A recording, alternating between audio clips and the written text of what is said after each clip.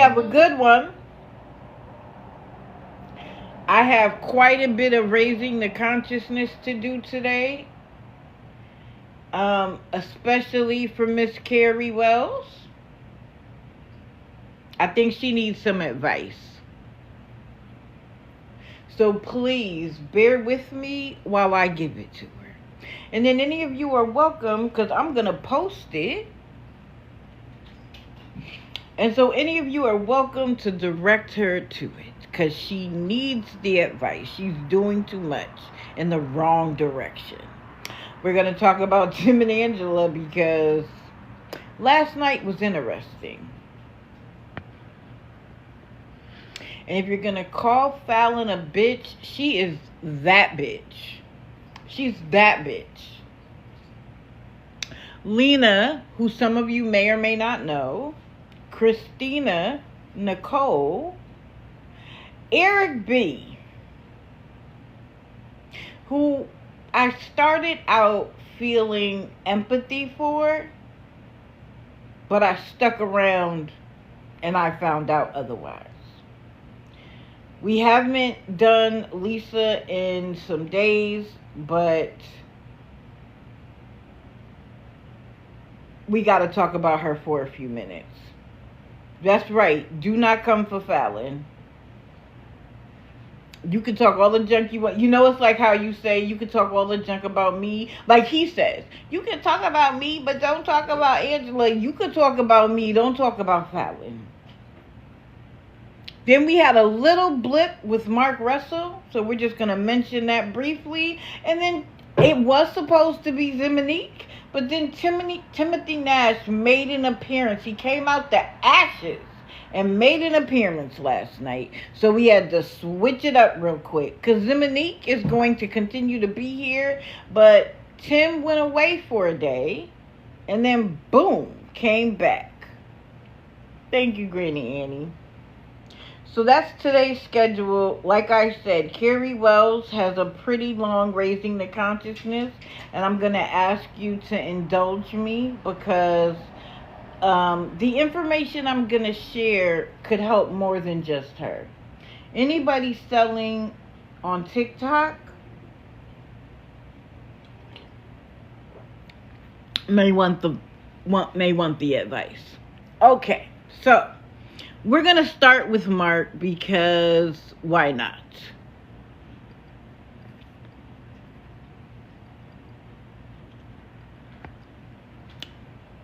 So, Mr. Mark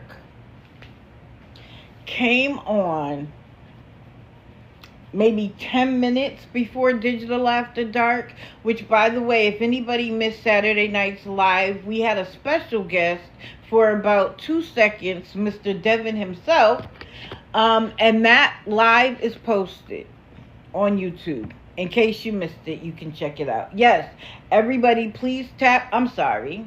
If you are a member of the team, please hit the heart me. If you're not a member of the team, stick around. And if you like what you hear, join the team.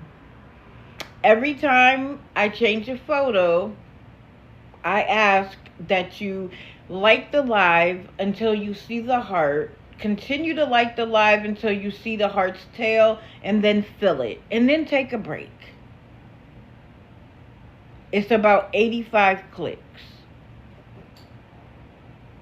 And then take a break. That's all I'm asking. Thank you, Saren. Oh, wait. You know what? Hold on. I got one other thing to do.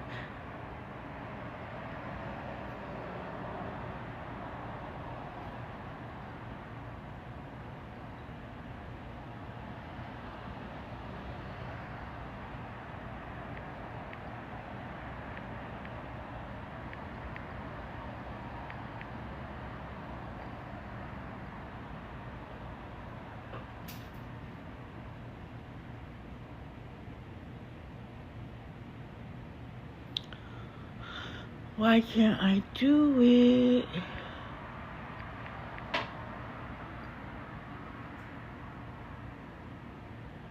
Okay, Princess, if you're here... Wait, I have huge news when you have time. Okay. Princess, if you're in here, we got to figure something out. Okay, so Mark, he came on about 10 minutes before Digital After Dark, and he said he was in a hotel room. Yes, he's back. And said that a church paid for his hotel room.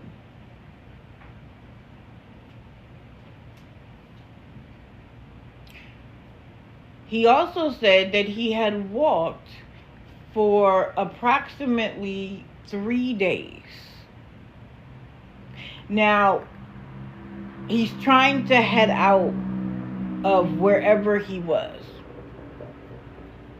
Now, if you recall some time ago, he said that he couldn't leave the area until he got his food stamp card.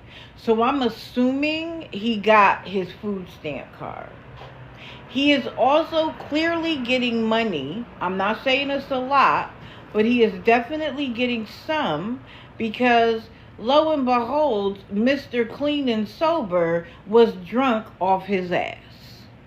Good morning, good morning. He was drunk off his ass. He was arrested. He was released the same day, according to him. I don't think it was quite the same day, but he didn't stay long.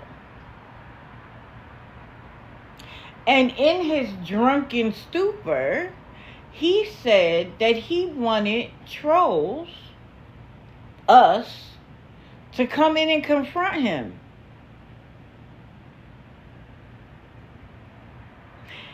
So I was like, who do you want? You know, I was dying for him to say me. And he was just like, they can come in and I don't care who it is. And yes, I'm drunk and I'm drinking and so what? And blah, blah, blah. I want them to come confront me. So I said, well, have you unblocked any of them? Because in order to confront you, you should unblock them. Because I'm sure there are plenty of us that would love to come in on our main, especially when you're drunk, and embarrass you. I mean, you had done enough to embarrass yourself. We would have been the cherry on top. Oh, Mandy, that's a rabbit hole for an evening where you don't have nothing else to do. We would have been the cherry on top. And so I'm like, did you? No. So then all of this is just bluster. They always are like, come see me, come see me, come see me. But we're all blocked. I want to come in as Digital Deceiver Shadow, or at the very least, Digital Deceivers Expose. But we're blocked. Well, I don't know what happened. I don't remember if he ended before I went live, because like I said, it is right before I went live. But he didn't stay for very long either way. Good morning. Good morning to everybody just coming in. So I'm assuming he has his food stamp card, because he said he wasn't leaving otherwise. He also said that the arrest was for a warrant for something he did a very long time ago. Now, we know Mark will rewrite history to downplay any negative thing that he's ever done. Like, even though we have the video of him being confronted for talking to what he thought was a minor child, or was a minor child. No, he thought it was a minor child. I'm sorry. It wasn't actually a minor child.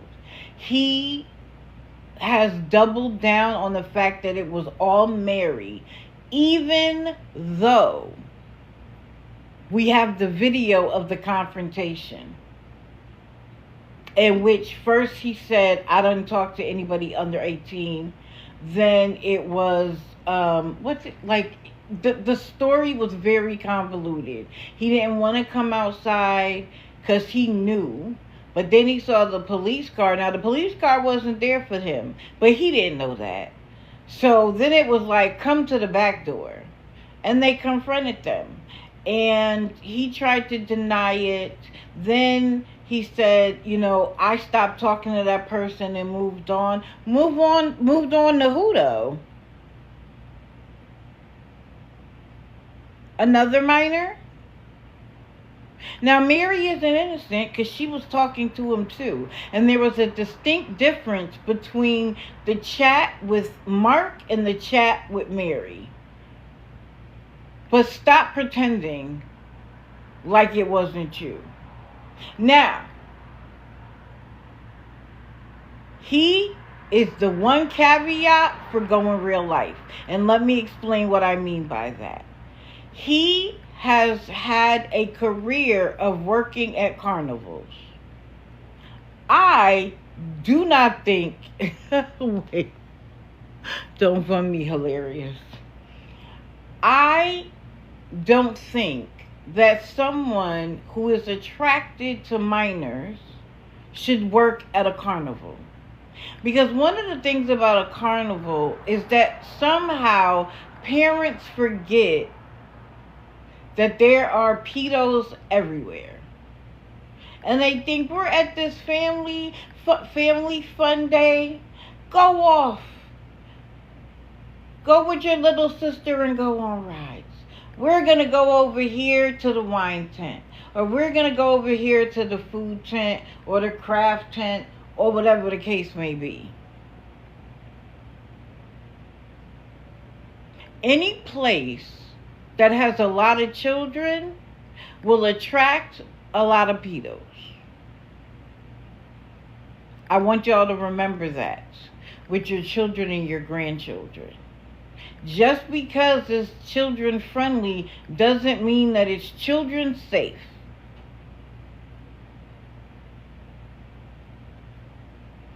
So,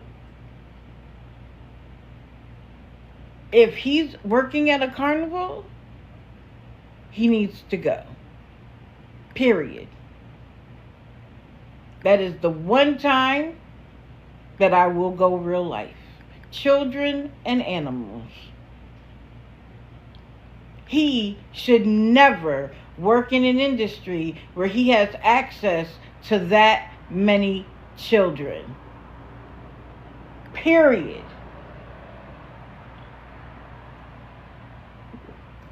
And I stand on that. Now, don't get me wrong. I want him to have a job. But there are plenty of places to work that don't open you up to that much access to children where parents forget that there are dangers. You want to work at a Burger King, a McDonald's, a Wendy's, and you're doing fries or burgers so that you're behind the scenes, cool. Now, don't get me wrong. That also exposes him to children. Because a lot of our, teenagers, that's their first job. And I hope that at that point, they are vocal enough to stand up.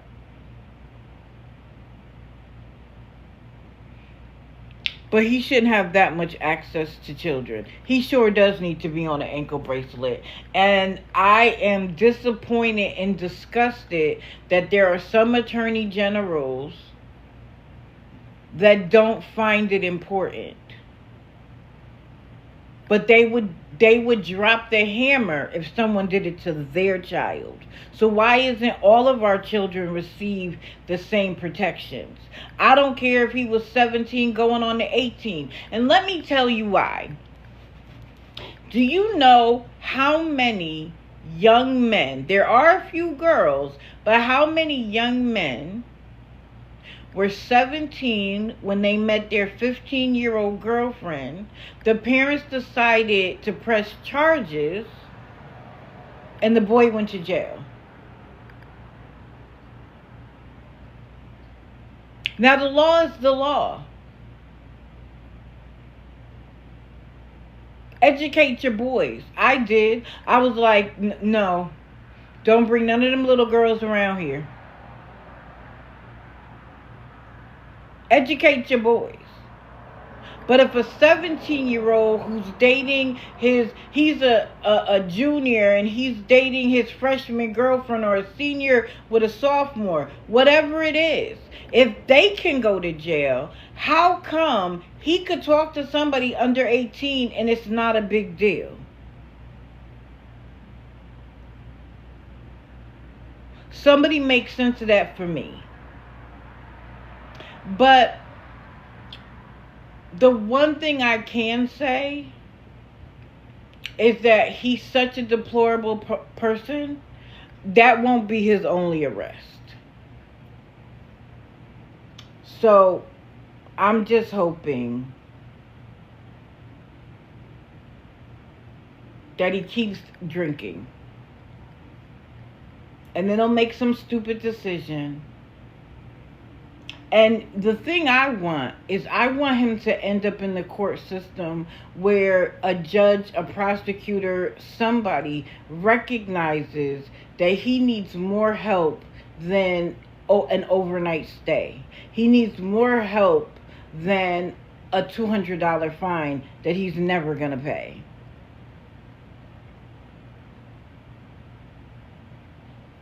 Scooter, I don't know. And I'm sure that there are people in communities who are like, there are worse crimes.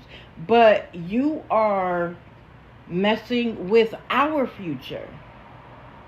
How many of us had horrible things happen to in our childhood that have still an effect on us as adults?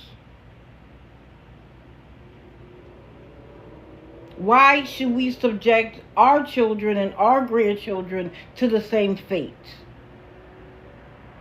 Correct, Tanya.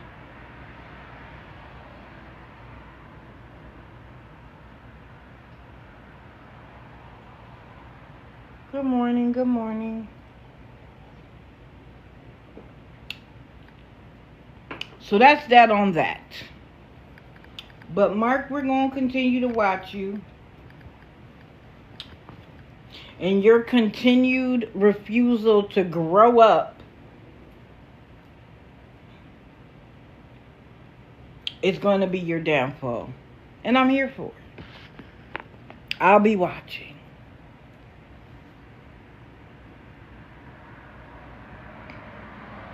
Who's next?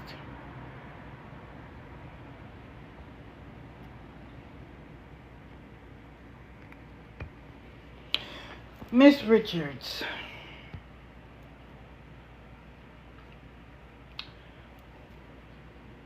Kim Ray, I need you to come to the front of the class.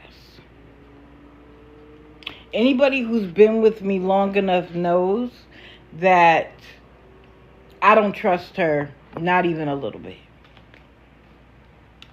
And when they started that thing where she was going live claiming that she was heading off to rehab and that she was going to allow everybody to have their say, 98% of people focused on Lisa. I'd say 45% were focused on Lisa's recovery and encouraging her. The other half dragged her for the things she said and done on this app. And there were a few of us, including myself, who decided that Kim Raya doesn't get off the hook. She was not happy with me. She was okay with Lisa getting dragged for filth. I mean, people went in there and gave Lisa a piece of their mind. I, on the other hand, felt like, yeah, this is cool and everything, but Kim, you're not innocent. Kim, you are the one who came up with the lies. You're the one who created the fake documents. You're the one who would give her money to get her to come on and act a fool of herself and act like she needed money from people when you were paying her behind the scenes. And she got mad at me and was like, I'm gonna drop you and block you. I can't even remember what the app was. And she eventually did drop me. And I came back and I was like, did you drop me? And she was like, yes, I did. Well, you know, when you do that, that tells me everything I need to know. So then, at some point, it was always my opinion that Kim did that to amass her own following. It's my opinion that she jumped on the Lisa bandwagon to create her own community. But it didn't come because people felt like, what was her name at the time? Dark Angel, Dark something? Nobody knew who Kim was. Nobody cared who Kim was. We were all focused on Lisa and her behavior. So I have said from the very beginning that I felt like Kim did all of that to get her own following. And when that didn't materialize in the way she thought, she then decided to come to everybody, release phone calls, recordings of Lisa, talk bad about Lisa. And what did everybody do? They sopped it up. And now Kim has her own following. Kim goes live and I'm watching people talk about how beautiful she is and how beautiful her hair is and what a wonderful woman she is. Where? Because she threw the person under the bus that all of us don't like?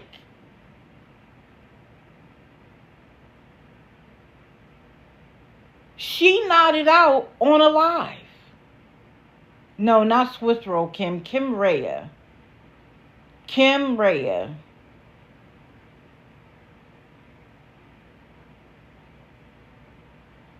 There's photos of you with a straw-like implement that you use for rugs. And when she nodded and somebody said that triggered me, she was apologetic. But then there were people in there like, you don't need to apologize. We understand. It's okay. Don't worry about it. Excuse me?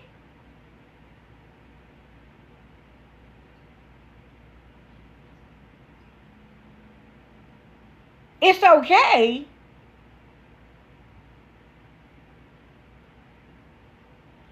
So,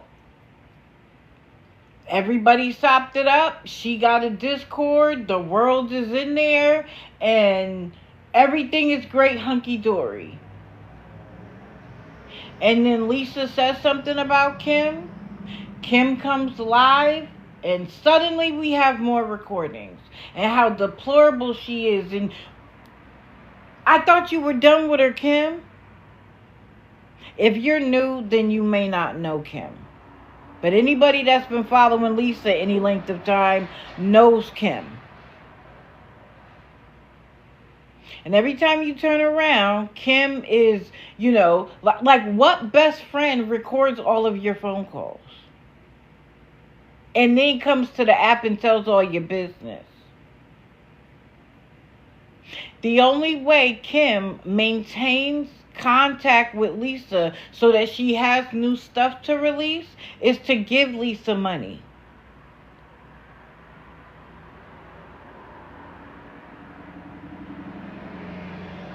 So last night, when Lisa became desperate, she decided to try to throw Kim Rhea under the bus. Now, she got discontinued before she could do so.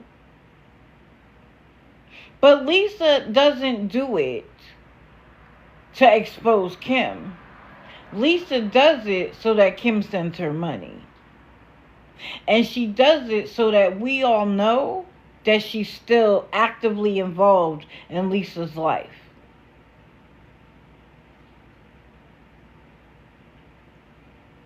and giving her money.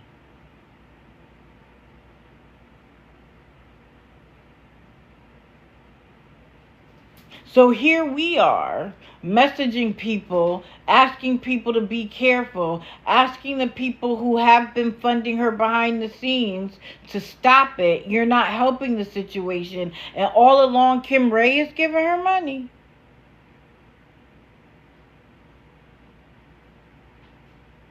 So all you fans of Kim, all you sycophants of Kim who say Kim is beautiful and she's perfect and she's better off without Lisa, they are codependent.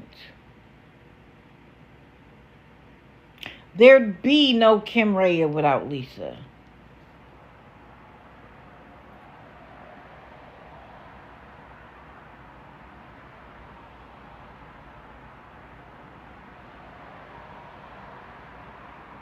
But back to Lisa.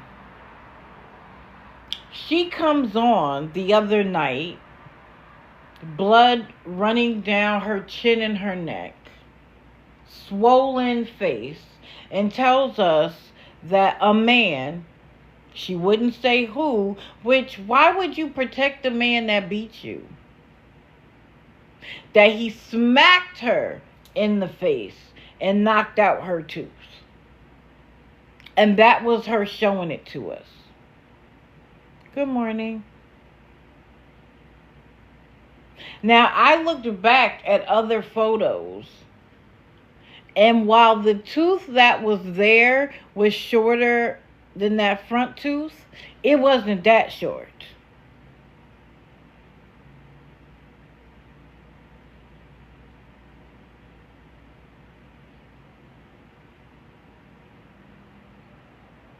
Do you think Lisa called the cops? Absolutely not. And why? Because technically speaking, she is a criminal. So for sure, she don't want the cops showing up. But she thought it was a money grab. Listen, stitches are distinctive. And nowadays, especially on the inside of your lip, if they can glue it together, they will. It is less of a procedure. Yeah, there weren't any stitches. Stitches are distinctive. Now, if she had said they glued it, that might make more sense. But this is the part that doesn't make sense. After all that, she only wanted money for food? Correct. Correct. Now, Susan, I agree with you wholeheartedly. But this is the other thing. When you have an injury in your mouth, sometimes saliva, because there's been trauma, will run down and look like blood, but it's saliva mixed with a little bit of blood, and so it appears very red. So it is altogether possible that that's what happened, that they would have cleaned her up. Do not get me wrong. But Lisa's Lisa, and she would love for that to run down her face so that she could look even more injured to get money. But I didn't see any stitches. And the more she tried to show it, the less I believed it. That she went to the hospital and got stitches. I believe she got smacked. She is back. She doesn't leave. She just gets enough money to not have to come on here. Or she does what she got to do, use what she got to get money so she doesn't have to come on here.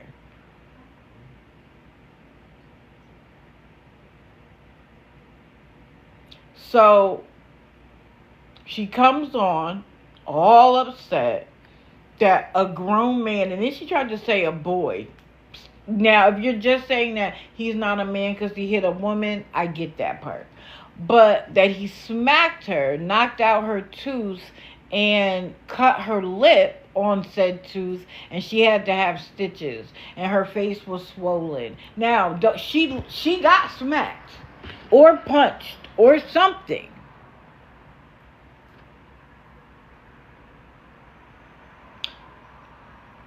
But I have always said that food and smokes, which she doesn't even bother to ask for anymore, but food and smokes are always code words for rugs.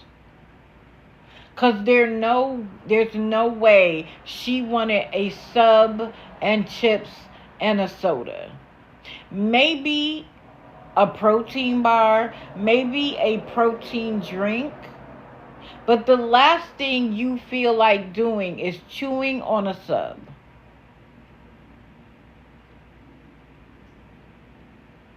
Some people with that level of trauma lose their appetite altogether.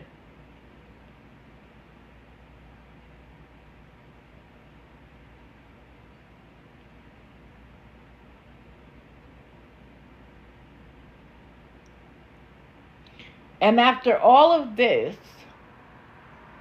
and Nate is with her. Now, I don't know who smacked her or punched her or whatever. I have no idea. People were like, oh, it was Nate, it was Nate. Show me the proof. It could have been anybody. Other people were like, oh, it was her Dee, this, that, and the third. It could have been a woman for all we know. Like, all we know is that her life is getting worse, not better. And the fact that she's saying that Kim Rhea gives her money and that if she doesn't give it to her, she's going to blow it up. I was like, please do.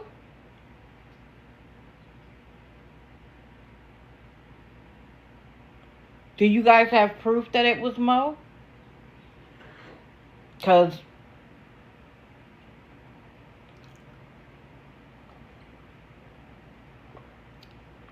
somebody send me the proof. Because I have learned my lesson from going off what people hear.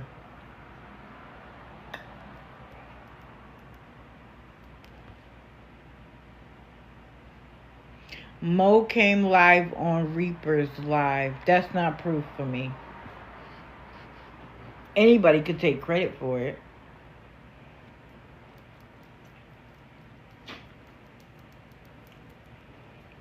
I could go on Reaper's Live or YouTube and be like, yep, I went down to Philly and I punched her in the face because I'm sick of seeing her on TikTok begging for rugs. I agree with you, Amy. She doesn't. She's an addict. She'll say and do anything to get money.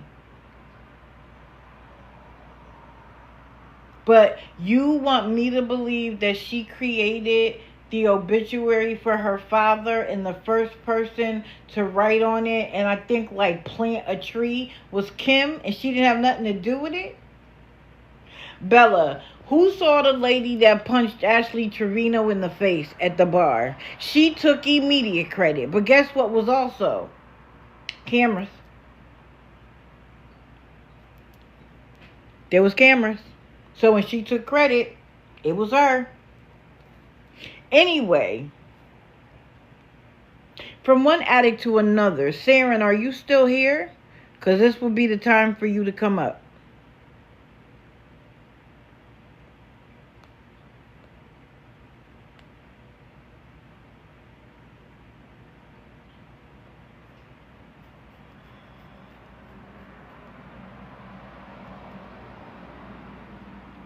Saren? Good morning, Candy. How's your sister?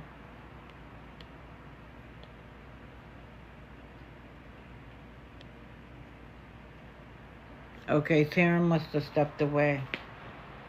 Guys, let me know when she comes back.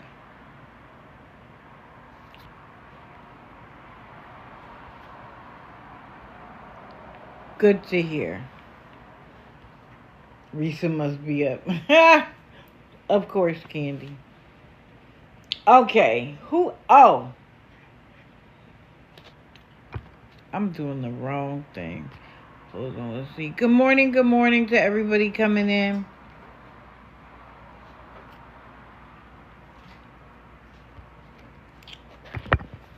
Now, he came in.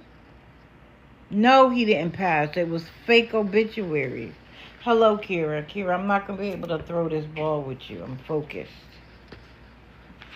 So, again, after I did the grid and told the people who I was going to talk about, old Timothy showed up.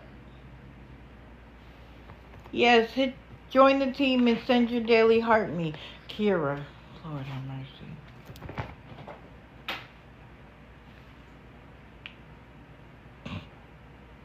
And yeah, I'm sorry, I'm reading my notes and just remembering.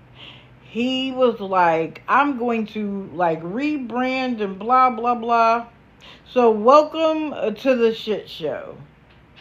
And today's topic is who gives a F? Yes, I changed the photo. Everybody tap the screen. Tap, tap, tap until you feel the heart's tail. And then you can take a break. I don't want anybody's finger to fall off.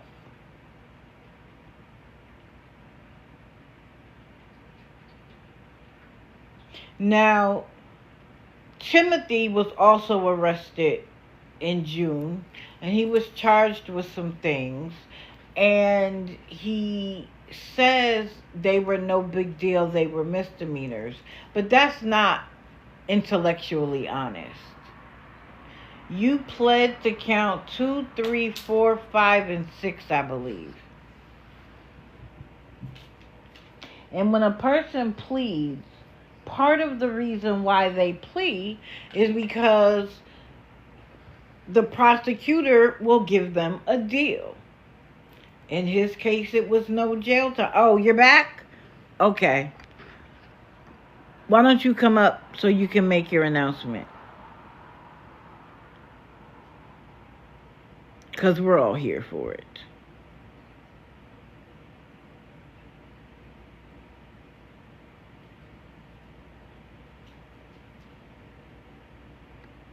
Oh, Candy, thank you, honey. Here we go. I got you, though. I'll find you somewhere. So don't start. Yeah, he was baked last night. Good morning. Good morning, everyone. Wow. So, Rissa was missing for a month. I figured JAIL, who knows, really. Right.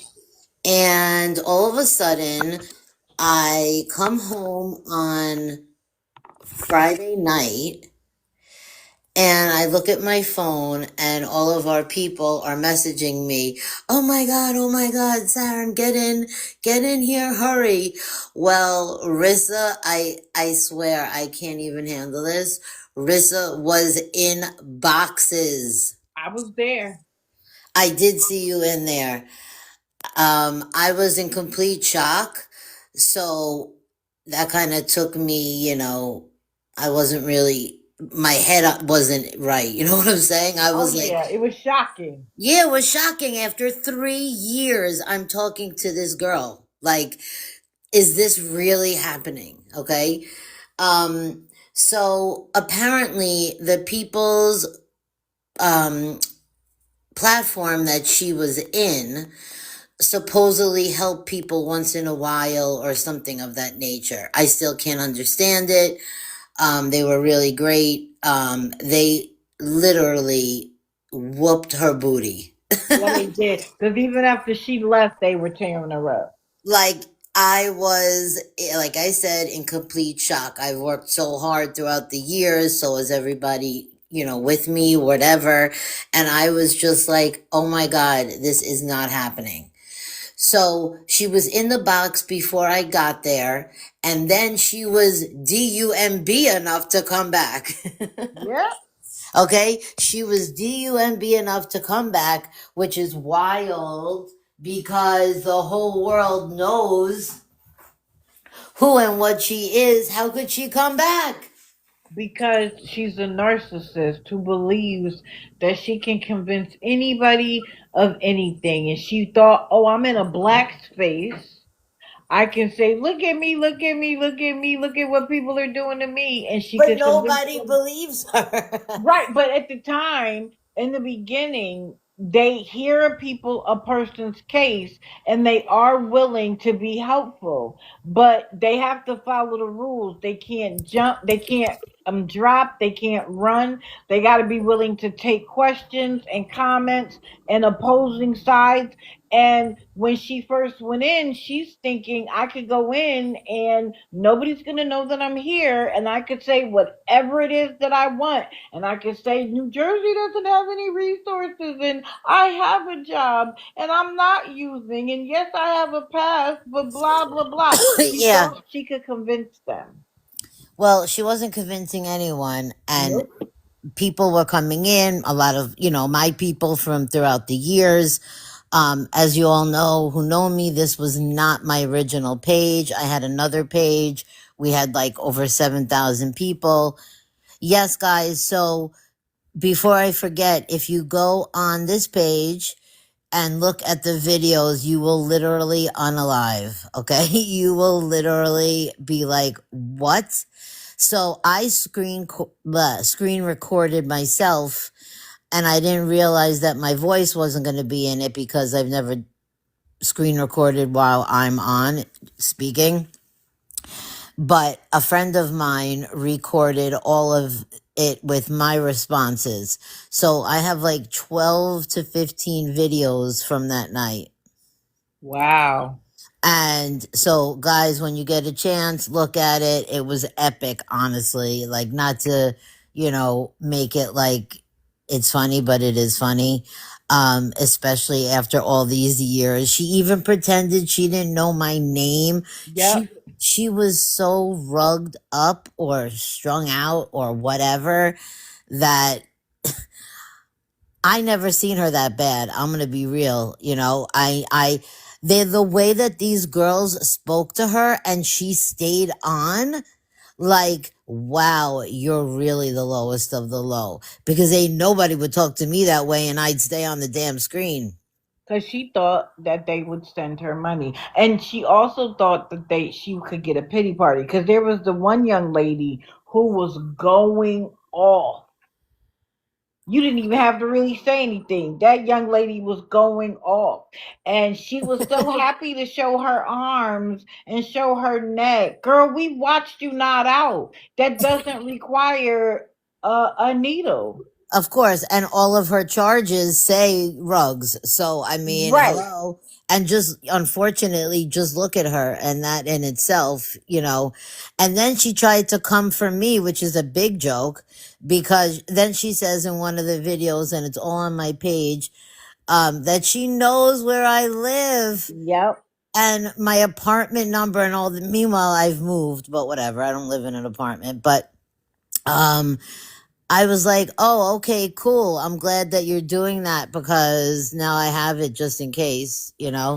But I Uh, thought she didn't know your name. how did she not? I'm saying she was so whacked out her mind. How does she not know my name after 3 years? Can somebody tell me? Can somebody tell me?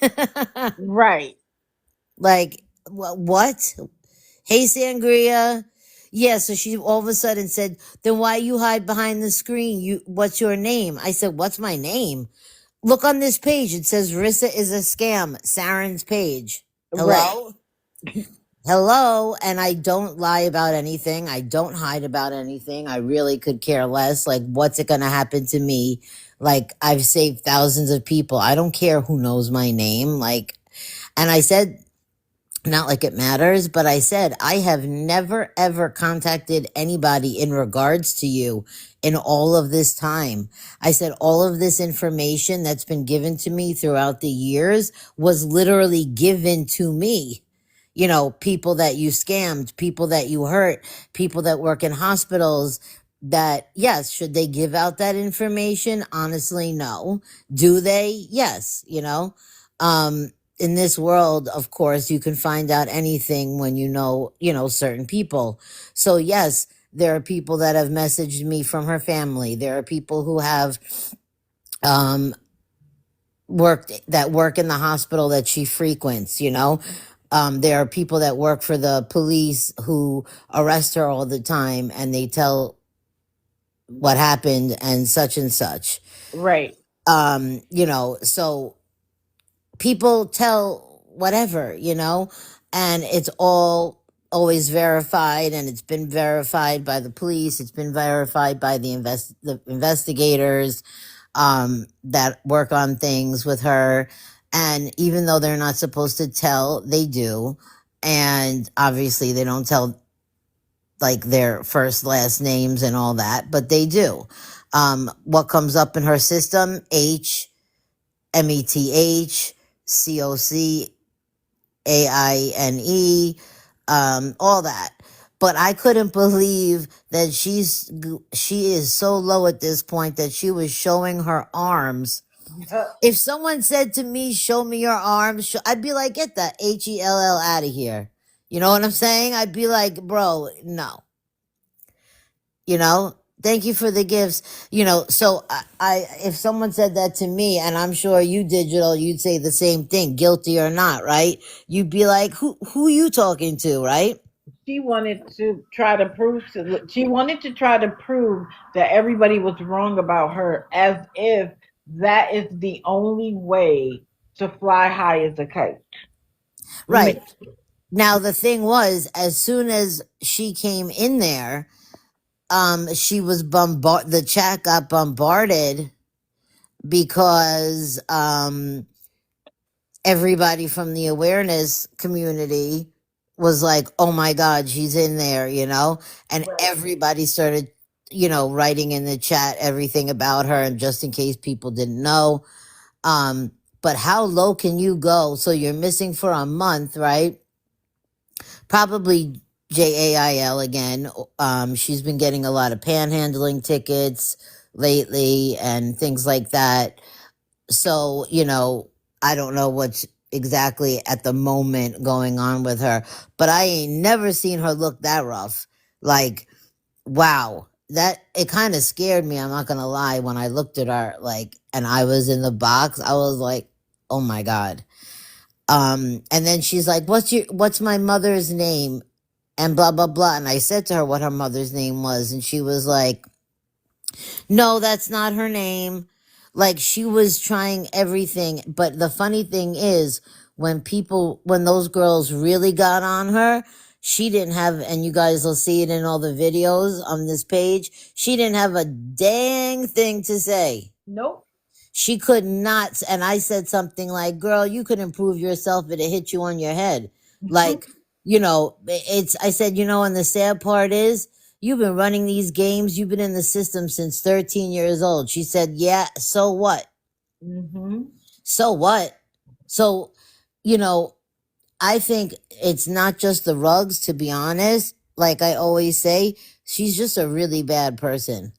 You know what I mean? Like, She'll take advantage of whoever. yeah, and they even said to her, like, oh, you think it's cool that you're stealing from you know, seniors, because, you know, she goes after, of course, innocent people, which we all are innocent people in that respect.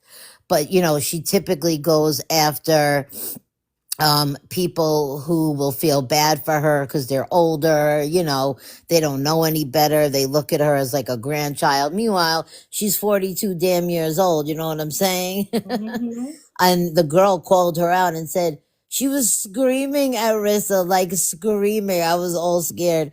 She was like, you're 42 damn years old. What are you doing out here looking like that? You don't even have kids. What you looking like that for? Yep. It was And hilarious. it is hilarious. But like I said, I was kind of like struck as, again, is this really happening? This is the moment I've been waiting for years, in a way, you know? And this girl's pretending like she don't know me, and what is going on, you know? And she had the nerve to come back a third time. Really? So yeah, the first time she came into the live, I wasn't there. I was getting all the messages from, you know, our friends. The second time she came in, I was there. And then she left and came back a third time. Like, how down bad do you got to be to get chewed up and spit out and keep coming back? Well, she was trying to find a new audience of people so that even if the people in the chat boxes didn't believe her or whatever, she was hoping to find somebody else maybe who was watching and felt bad for her and get the money. Nobody feels bad for her. That I could tell you. With everybody, you, me, all for one, Mexican homie, and everybody else that's come together as a team the last couple of years, there's barely anyone who's been around in the community that believes her. Period. Now, Absolutely. so because of all of us as a team. Now, of course, with 80 trillion billion people on TikTok on a daily basis, right? Um, there's new people every millisecond. Right. Now, I don't know if I told you this, but she hasn't gone live. We're talking about Rissa Rhythm 1982. She hasn't come live in over a month. Why? Okay, the last time she went live, she has no more mods. Why does she Really? have no more mods? One, because they all realized who she was throughout this all this time. Right.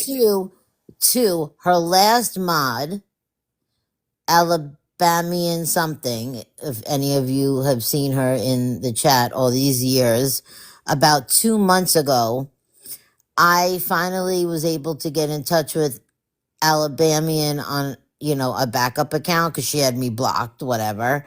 And I said to her, girl, I don't know who you are. You seem like a nice lady.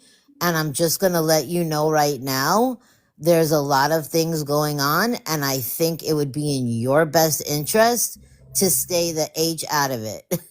Because I said, things are being watched, accounts are being watched, cash apps are being watched, all that is being watched. I said, and she, she's like a religious, lady, woman, whatever. And I said, you don't seem like the type of person that's going to want to be, up in this situation. Right. I said, but she goes, yeah, I don't even know her, but I did believe her all these years. And I said, how could you believe her when you have thousands of people coming in that chat telling you, and writing in the chat, all these things?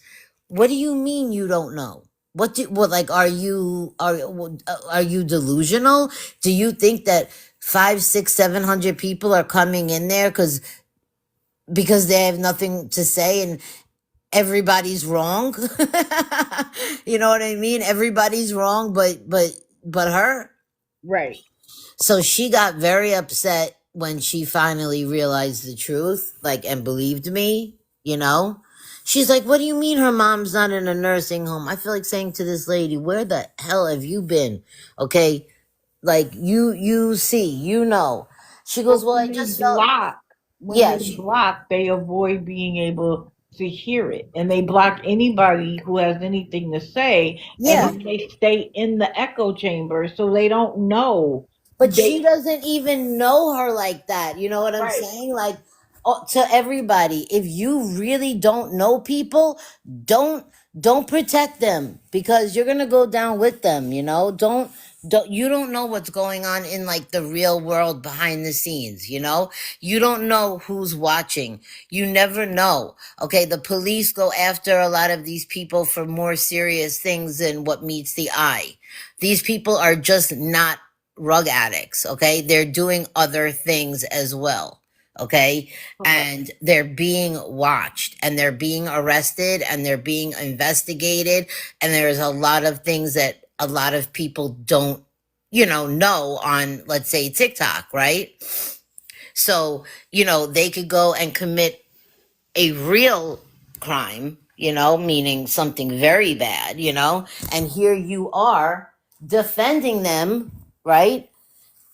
And helping and pinning the cash apps and all that. So I said, you really gotta, everybody should, do their homework, so to speak. And it's just mind blowing. She sat there. She said she barely could stick up for her own self. She couldn't stick up for her own self, and I hope that helped her from her BS and keep coming on.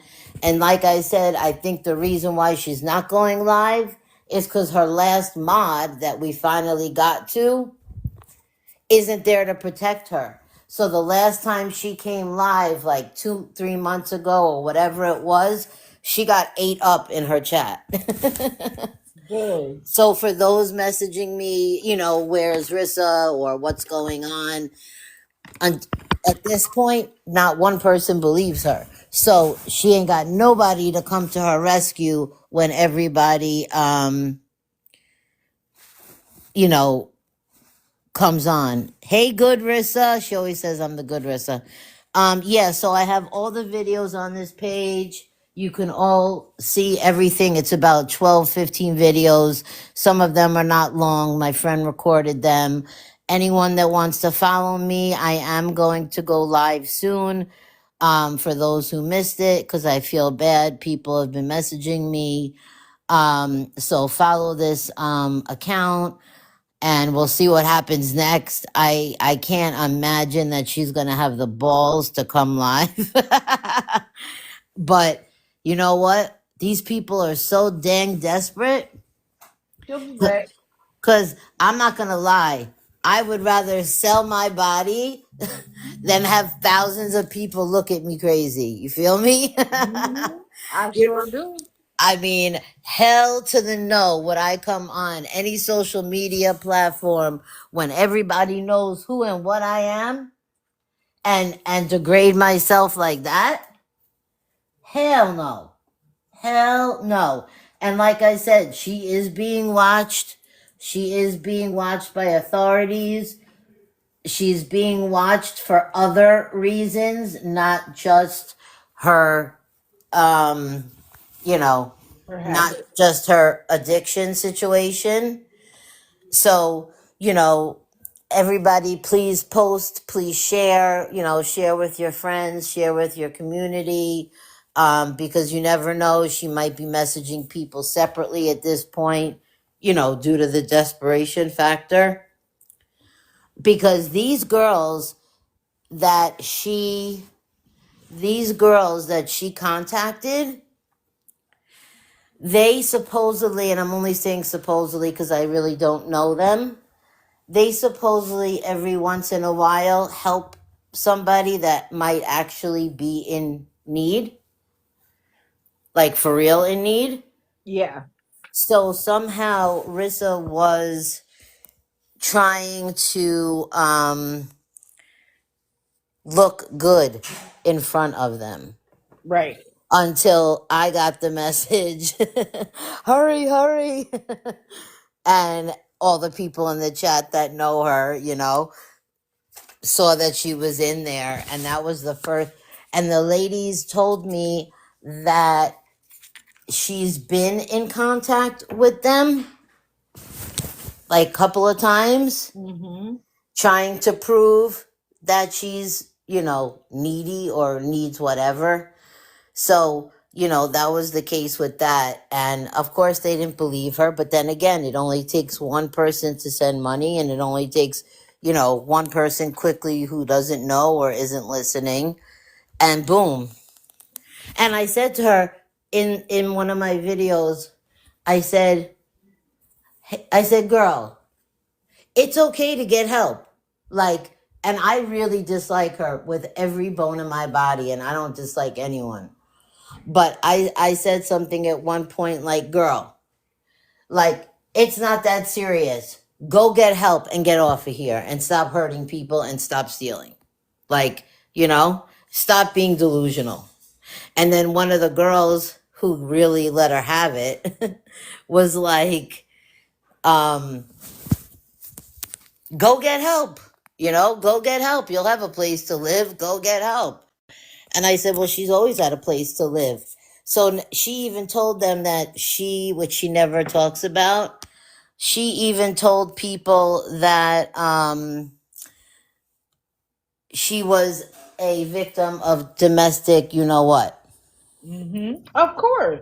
I said, oh, now she's going down that route. Like 3 years, she never talked about that. Now she's going down, down that route. And the funny thing is, but it's not funny, she actually did do that when she first started getting housed, about over 5 years ago. Before COVID, she's been getting help by the government, full assistance. So she pulled that DV situation, which is disgusting to do. She pulled that um, over 5 years ago. And she always said she would never, ever, ever do such a thing and take time and take safety away from somebody else, blah, blah, blah, blah. So it is what it is. We'll see what's yet to come. If you follow this page, you'll be able to be, updated, and you can look at the videos.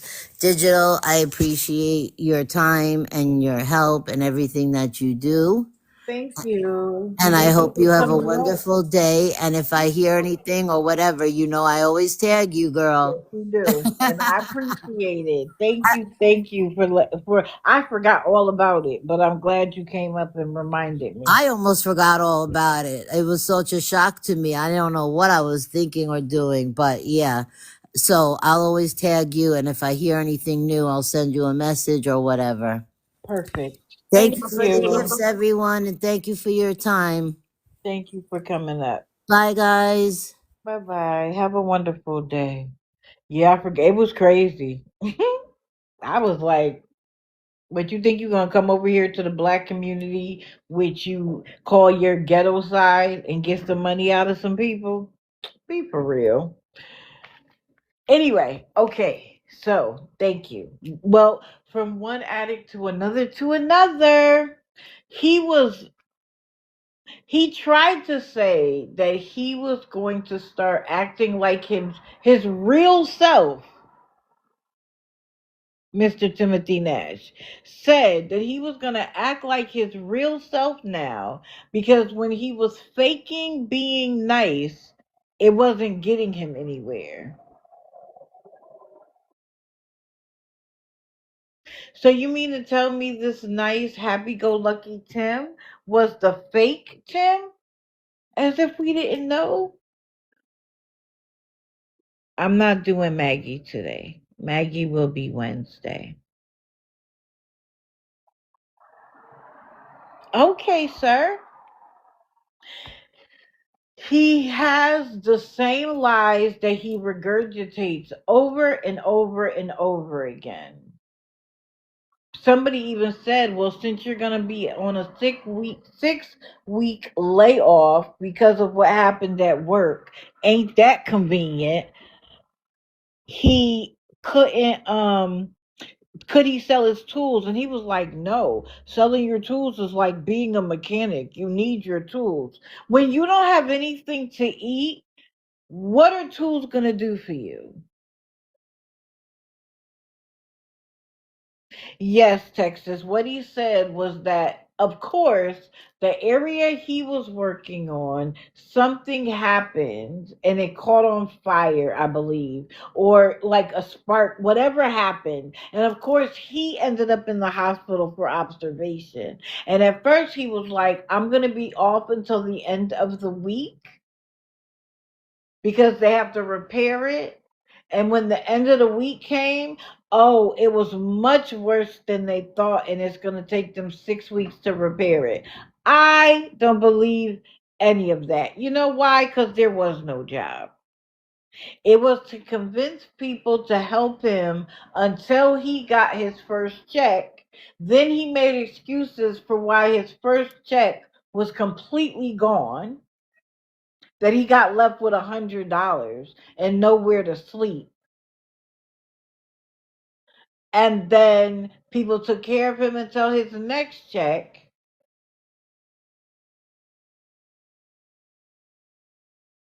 And there was BS with that. Then he claims that he took $1,000 out of the bank to buy a camper, and some teenagers who poured coffee on him burned the tent down with him in it. And he lost his ID, he lost the money, he lost all of his clothes, he lost everything. Y'all can believe that if you want to.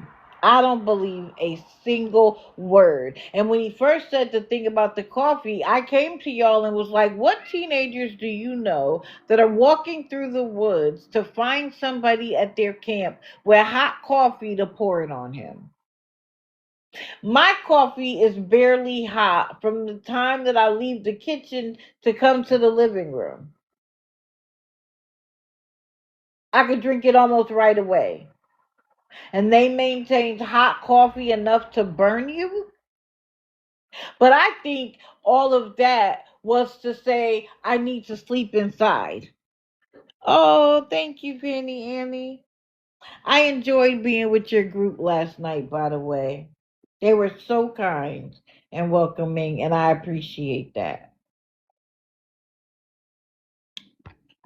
Brittany, I agree with you. I agree with you.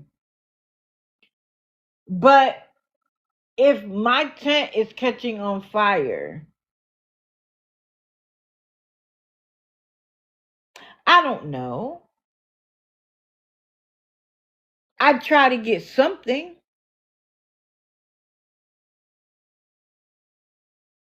I'd try to get something. The $1,000 at the very least. So when it happened, he claimed he was in the hospital for a couple of days. And I have said this about Tim over and over and over again.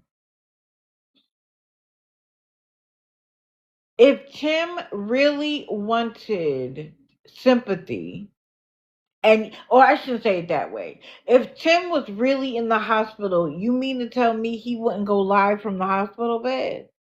There's free Wi-Fi in the hospital. You want me to believe that he wouldn't go live from the hospital bed and say it got burnt down. When I leave here, I'm not going to have anywhere to stay. You want me to believe he walked out the hospital, left the hospital, and then went live?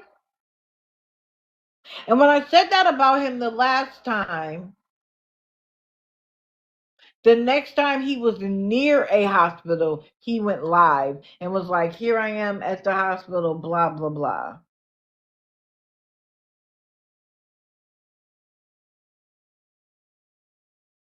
And he has a little mod on there that thinks that she's all powerful because she can mute and block people. Girl, if that's the only place you get your power from, you and I need to talk, because I need to teach you how to harness your own power just being a woman. You have the potential to bring life into this world, and you get your power from being able to mute and block strangers on the internet who could come right back with another account.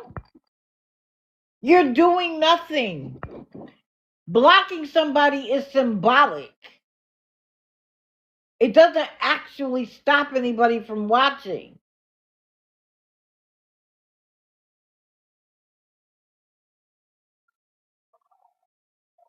And he was like, she gets joy out of blocking people. And she was like, that's right. Okay. If you haven't learned that blocking Matilda means nothing, you haven't learned.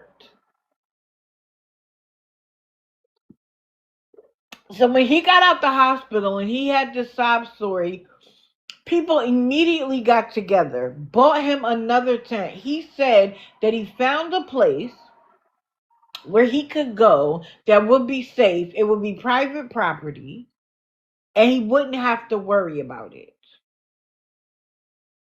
So people rallied together and got him another tent.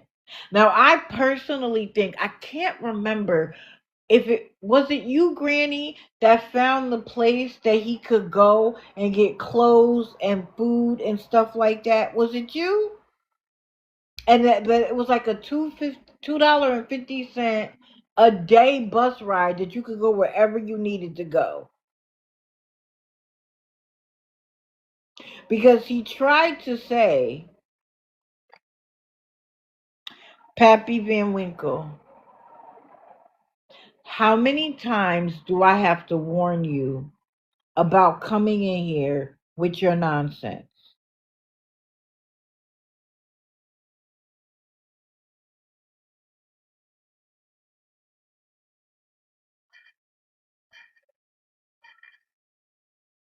I am not here to discuss whether that is true or not.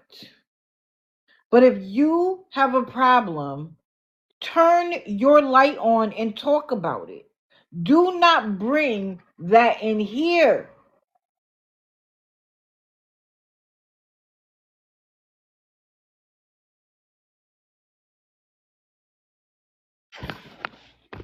But you think I'm not going to notice it? And if I don't notice it the first time, mods, anybody that wants to bring any of their problems in here, pin it.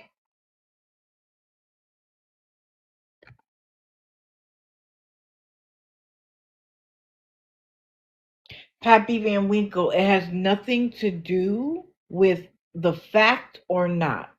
My problem is that you come in here and you try to derail what I'm doing by bringing up what somebody else does. If you have a problem, Pappy, turn your light on and you can have a 12-hour live where you talk about everything you want.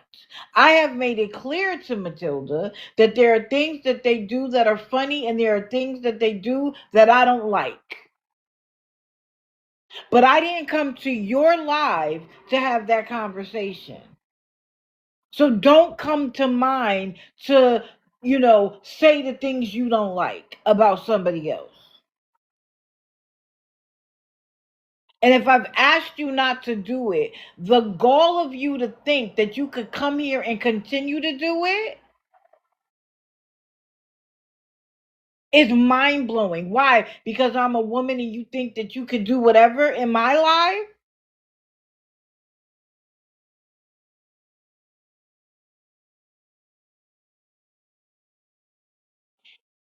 You platform Candy for doxing, but you're not even making sense in your sentences. You can mute Pappy for now because I've warned you 3 times. I've asked you not to do it here.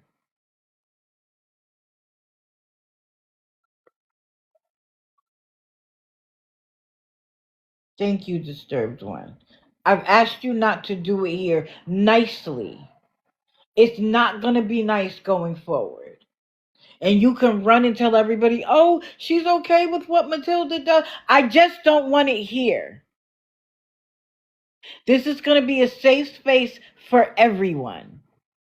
I don't care what side of the aisle you sit on. We are here and focused on what the scammers are doing. If you don't like what somebody else does, talk about it.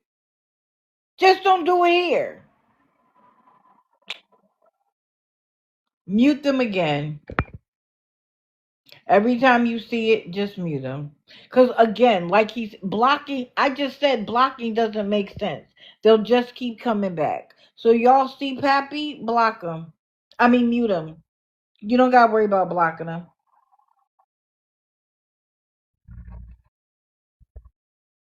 I don't understand why you have such a hard on. Matilda isn't even in here, isn't in a box, has never been in a box. So why are you Candy? He was what they I think they were trying to say is that I boxed you to talk about the doxing that you received from Maggie's people, and I don't want to talk about Matilda.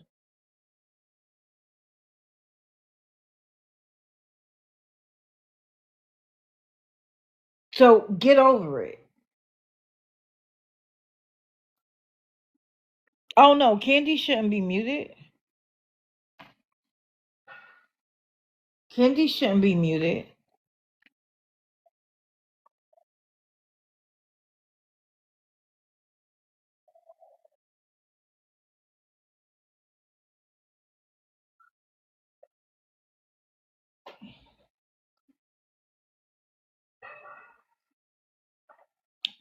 My platform, my rules.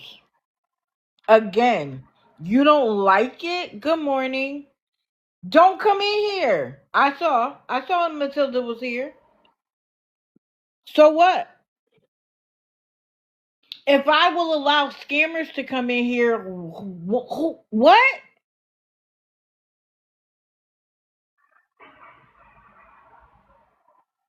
Puppy Power, you almost got muted. I'm sorry. It was on the tip of my tongue, and I'm like, not the same person.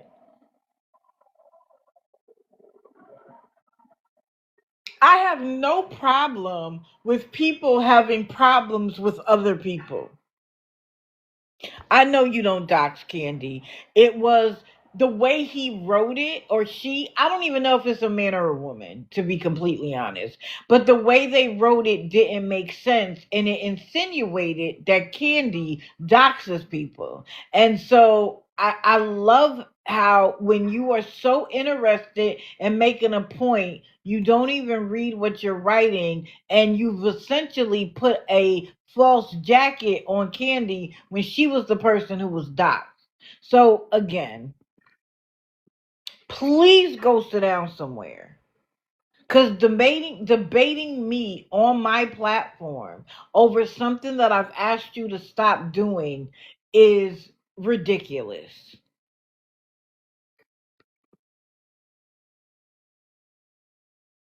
Cindy, we all do. But to think you're gonna come in here and derail something is like what? You don't like somebody, you have a platform. Go talk about it. Go to your friends' lives and talk about it. Don't bring it here. And I mean that on every single side.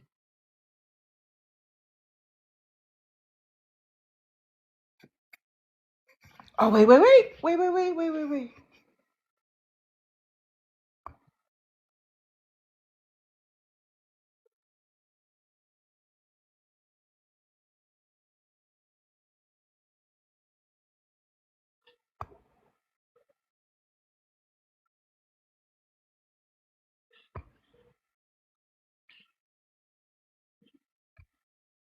Princess, say something. Princess Peaches, say something. Hey, JSA.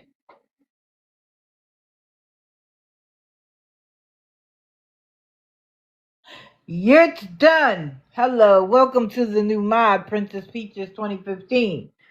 Welcome. I could not do it until I saw you. I tried to do it when I first got in here.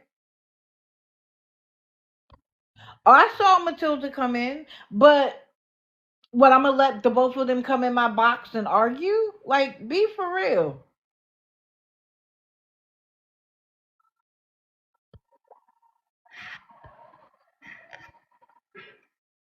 Anyway, goodness gracious. And let me just be clear about something. That was the goal. The goal was to redirect what I was doing to talk about what they wanted to talk about. I'm not doing it again. I'm not warning you again. I'm not none of that. If you guys see it, mute it. Let's stay focused. Sherry then smacked my hand. Let's stay focused. So, where was I at in the story?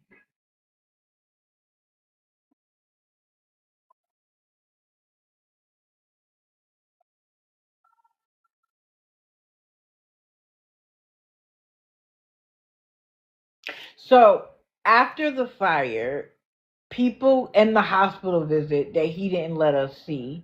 And when people asked him, well, can we see your hospital bracelet? He's like, I ripped it off as soon as I got out of there. Well, if you knew you were going to take it off, why would you wait until you left? Like his story, he always has a reason for why what would make sense doesn't make sense. So people got together, they got him a tent. He said he had found private property, it wouldn't be a problem. I left at that point, so he could have showed everybody he was buying the tent. So when he came on last night and he was extra hype, I was like, what's going on? Now remember, he says that the police gave him shoes and the police bought him a cell phone with minutes.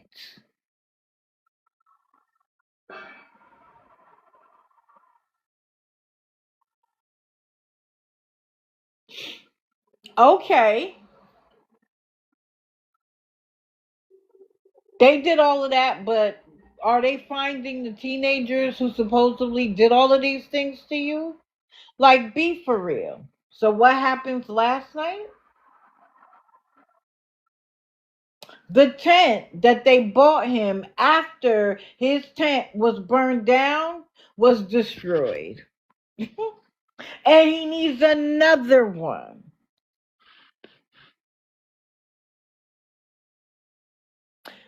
It's the mod's name Nicole. For some reason, that's what I have in my head, but that might not be.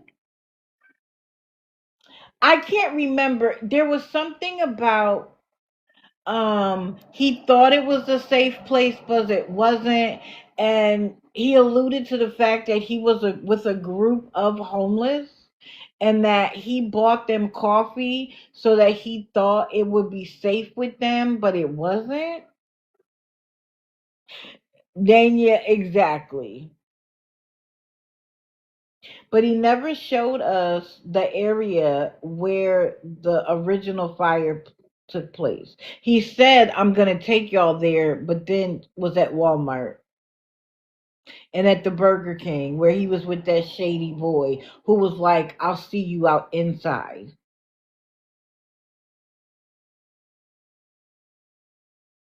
That was the first tent that he got everybody to pay for after they poured hot coffee. Then that tent was burned down with the gasoline that people helped him buy. I honestly believe if even any part of that story is true, that the fire happened, it was his fault. It wasn't no teenagers. I could hold up. Ooh, no, no, no. I could absolutely see him. Hold on, guys. I could absolutely see him have the gasoline in the tent with him so that nobody stole it and he dropped the cigarette and had to get out. 110%.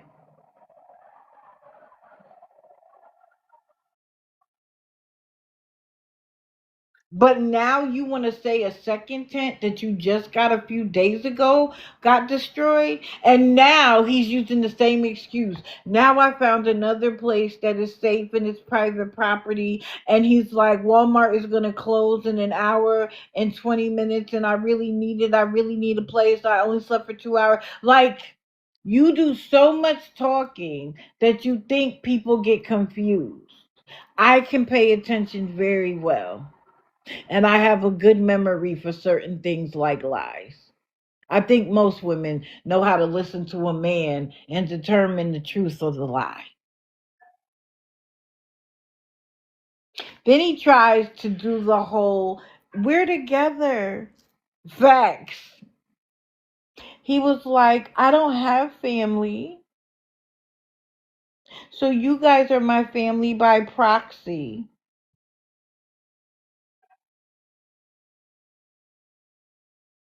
That he now wants to do something with his TikTok. He wants to make a community.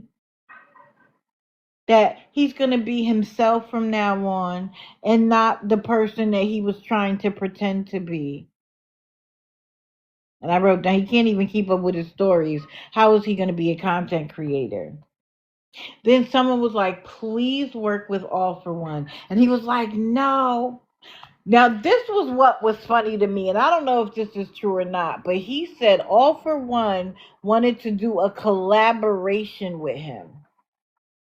I have never heard of All for One doing a collaboration with anybody. And that he refused, and so then All for One came for him. Yeah, that doesn't ring true. What collaboration? And then he said that because he said no, he had an account that had 500,000 followers, and that All for One and his people got it taken.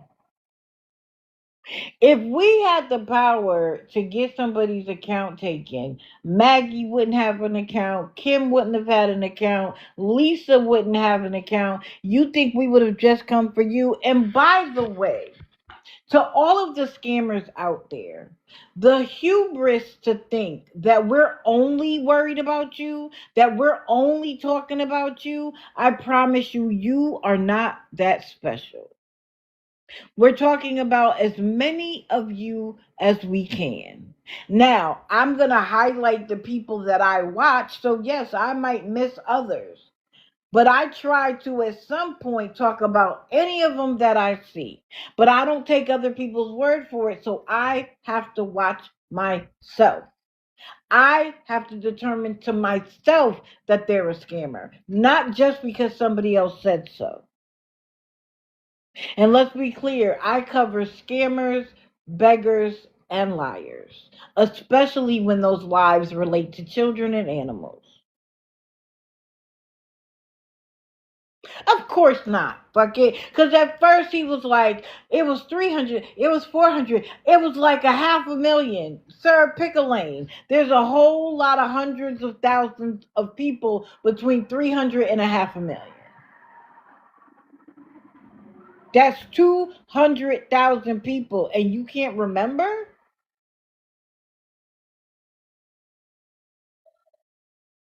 I had a whole self fulfilling party when I got to 10,000. What do you mean?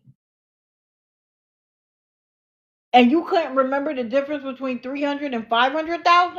Be for real.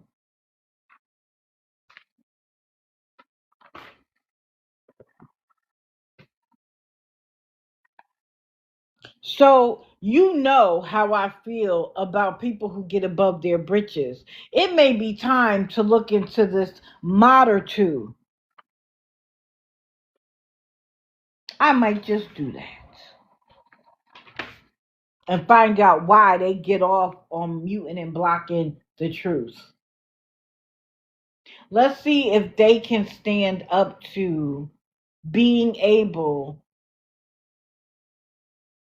to talk about why they believe the same information that we listen and hear and can identify the lie. The biggest account was 30K. I believe it.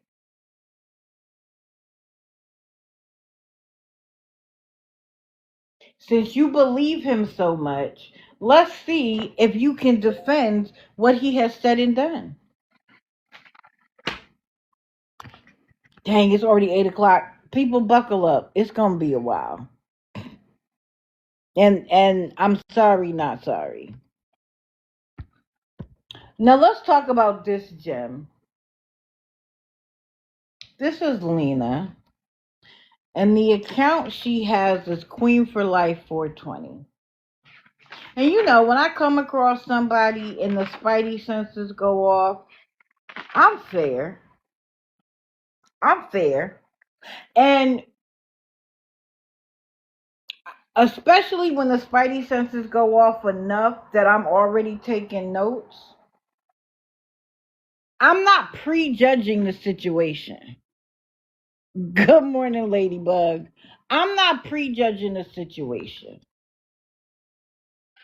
But when the spidey senses go off, the pen and the paper come out. And this was at 4:15 a.m.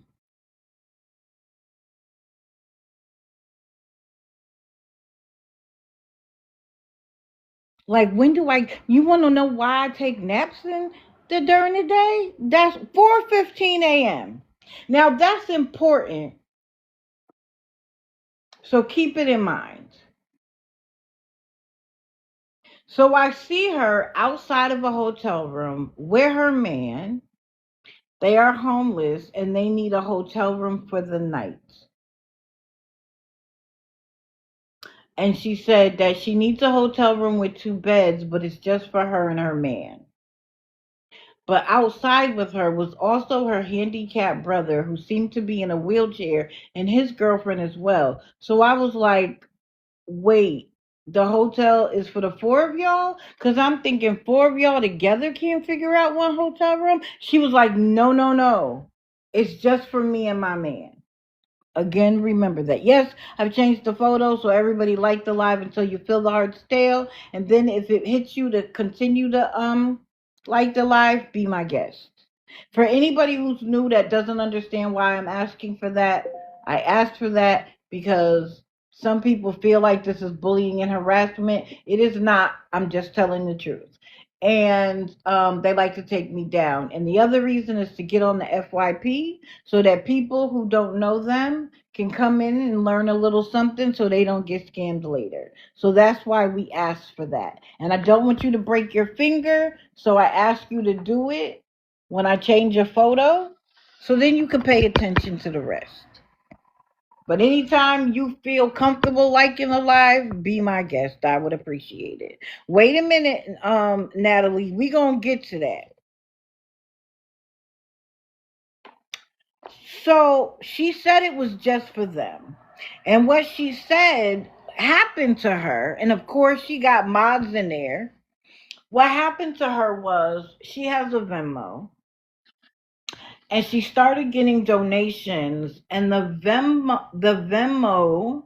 people at Venmo thought maybe something sketchy was going on, so they locked her Venmo down, which I can understand. And she said she doesn't come to TikTok to ask for money for anything, um and that she just needs help right now, and that at 8 o'clock in the morning Venmo said they would take the like block off. We're at 4:15. The block comes off at 8 a.m. But she wants $84 to pay for the hotel room. And the reason why it was $84 was because um it was the weekend rate. And then she said somebody was kind enough to send 24. And so what they did was they had the person send the 24 to her friend. Her friend was going to get the rest and then get them a hotel room. She was going to pay for it. So a lot of times when they're like, you can't pay for it. Yes, I know that that's the case, but it's not the case everywhere. Brittany, I'm going to get to why in a minute. So I watched until we're at 5 a.m. And I'm thinking to myself, I literally wrote down, you want a room for the night. Checkout is at 11 a.m. and you would have to pay again. Something about this doesn't ring true. Why would you? Good morning, Sherry. Oh, it just says you. Oh, you might have scrolled out and scrolled back in. Okay. Why would you pay $84 to sleep from 5 to 11 just to have to come up with another $84 at 11 to stay? In my opinion, I would be like, let's go get breakfast and hang around till 11, and then you would have, well, not, they would probably wouldn't let you come till like 1 or 2 o'clock, but if they knew you were all night long and there was a room available, they might let you go in earlier, right? Why wouldn't you wait until you could check in, and then you would have Saturday night covered, and when your Venmo got cleared, you would have Sunday night covered? Now she gets Social Security, so she says she gets her Social Security check on Wednesday. But there are 4 of y'all. You the only one, and your brother's in a wheelchair, so he must get a check as well. but we have a girlfriend and a boyfriend who seem able bodied. What's going on?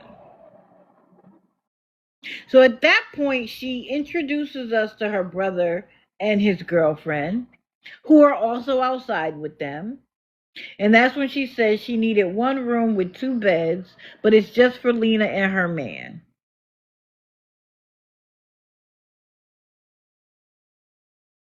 Then, of course, she does the famous, do you guys not believe in helping people? And then she would be like, I'm tired. I'm giving up. I can't do this. And her friend would be like, no, no, no. Just wait. We're going to find people who are going to give you the money. At one point, she even says, I need a break, and gives the boyfriend the phone. And he's like, what's up? Who can help us? And then was like, I can't do this, and gave it back to her.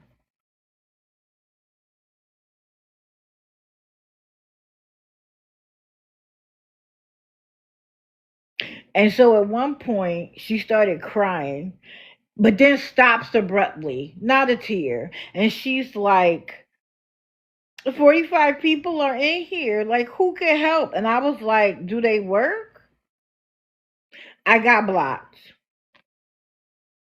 Of course, I was right back in. And they are in the state of Michigan. I'm not going to say the town, even though they said it a million times. They were literally at the hotel. And at one point, the worker was like, get a room or you're going to have to leave. Like, y'all are just out here begging, crying, upset at 5 in the morning. We need a special edition. What you mean, Candy?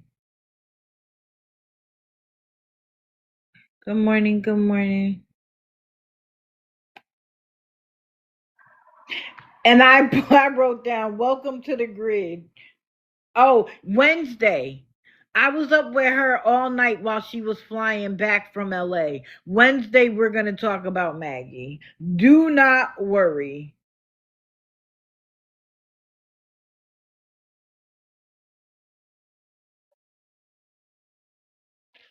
But at the time, I was still trying to be kind.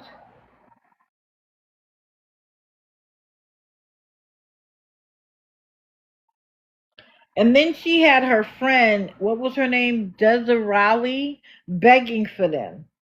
I don't understand. Y'all say we don't have a life, but somebody else is begging for a whole nother grand woman, grown ass woman, her man, another grown man, and another grown woman. Y'all okay? Her begging ain't enough. If people were gonna help, her begging would be enough. You getting in the box and telling us that we need to help only aggravates people. If I was gonna help, you didn't help the situation.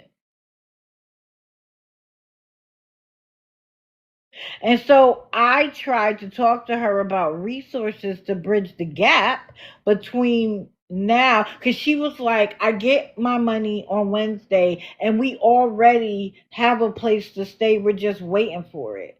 Okay, so you need a bridge to close the gap between today and when all of those things happened. They didn't want to talk resources. She was like, I know all of the resources. Well, then if all of the resources have been exhausted, somebody needs to get a job. It's not there aren't enough resources for four grown people, and so you need to help us. Somebody needs to get a job.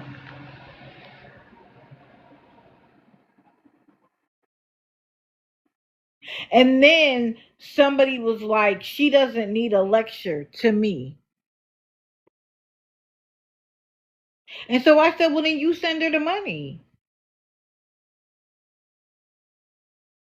A grown woman is on here fake crying, yelling, talking about giving up. She doesn't care anymore. And she don't need a lecture, which I wasn't doing, but maybe I should have. Good morning. And then the thing that actually pissed me off was her quote unquote best friend Maud, who was in the box, had her toddler.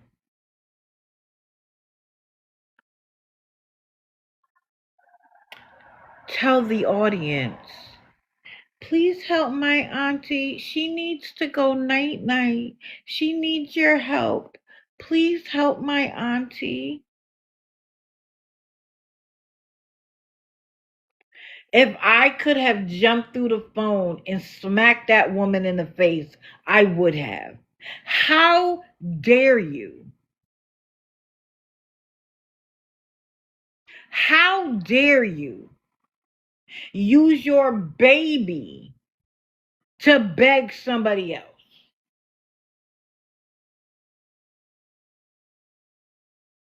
I was flabbergasted. Would Miss Lena take her check and take care of your baby's birthday party? Doubt it.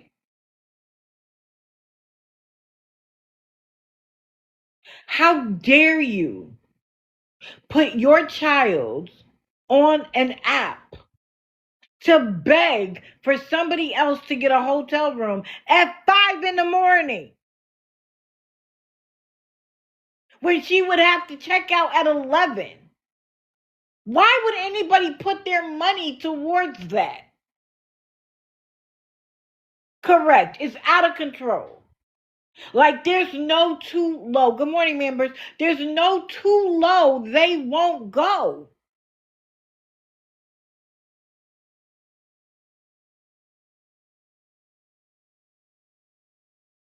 So you know that if she went from a maybe to an absolute grid on Monday for that alone.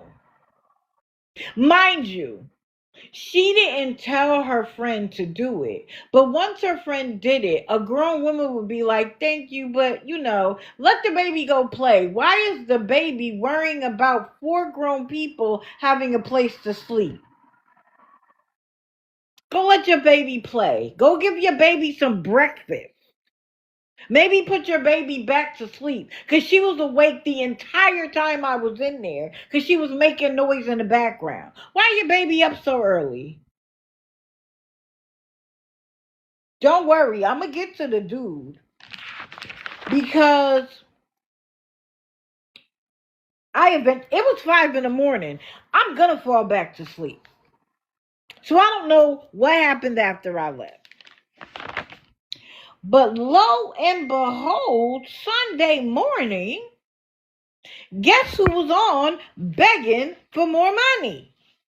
Miss Lena here. And what I found out was that Javon, this perfect man of hers, she's only known him for 2 weeks.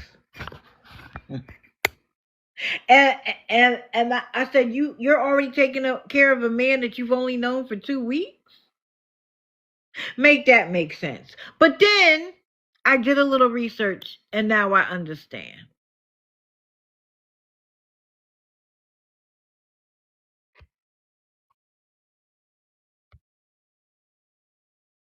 This is the two of them together. Why are you flashing a fake chain? But you don't got 2 pennies to rub together so that y'all have a place to stay.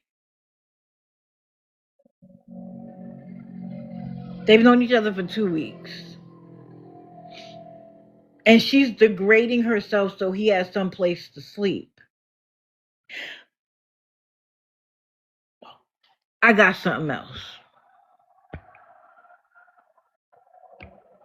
This is her. Now, this photo is not here to shame her in any way. She is still a beautiful woman that deserves the best in life. She deserves someone who is going to love her. But she is also a woman who has low self-esteem. And so when a man comes in her life, because apparently this is a regular thing, she latches on for dear life thinking nobody else is going to love me. So I have to hold on and I have to do anything I can to keep him. And he looks at her and thinks, my free ride. My free ride. I just got to let her do it. And she's going to make me feel like a man. Because any other woman would be like, oop, I almost slipped and said it. You need to go get a job, bro. You need to take care of me. What you mean? I got to be the one begging. At least Tim is man enough to take care of it. He doesn't have his woman in there. We need money. He takes care of it. Now, do I think that's how he should take care of it? No. But at least he has it right in that regard. Because I couldn't understand why she was breaking her neck for a grown man. And then I went to her page to figure out how far back it goes and what's going on. And I saw her and I said, makes sense. Oh, I don't know that they'll ever make it to marriage.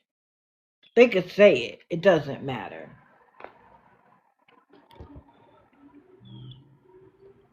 So this is them. And what the next thing that happened has happened to me multiple times, or has happened in scammers' lives multiple times, and I don't understand. You know who came in to support them? Anybody got to guess who came into their live early Sunday morning to tell them and us that we needed to mind our business? Anybody have an idea? Lori, why don't you mind your business?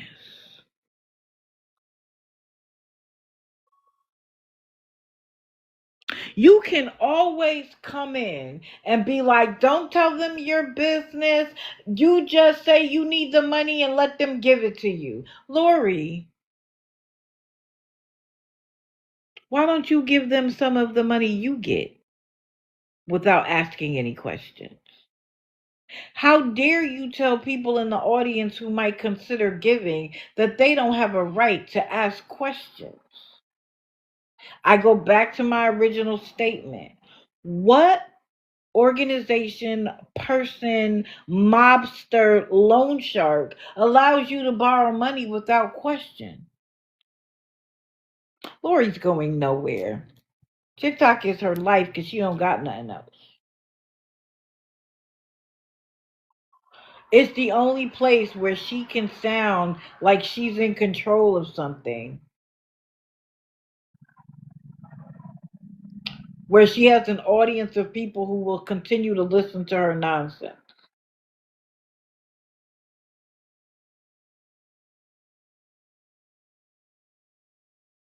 I agree, Maya. So, wait, I have a little side note. Oh, the side note was about Lori. So, Lena and Javon are laying in the bed. Javon is asleep. And guess what happens? People are like, the music is too loud. And she said, guess what?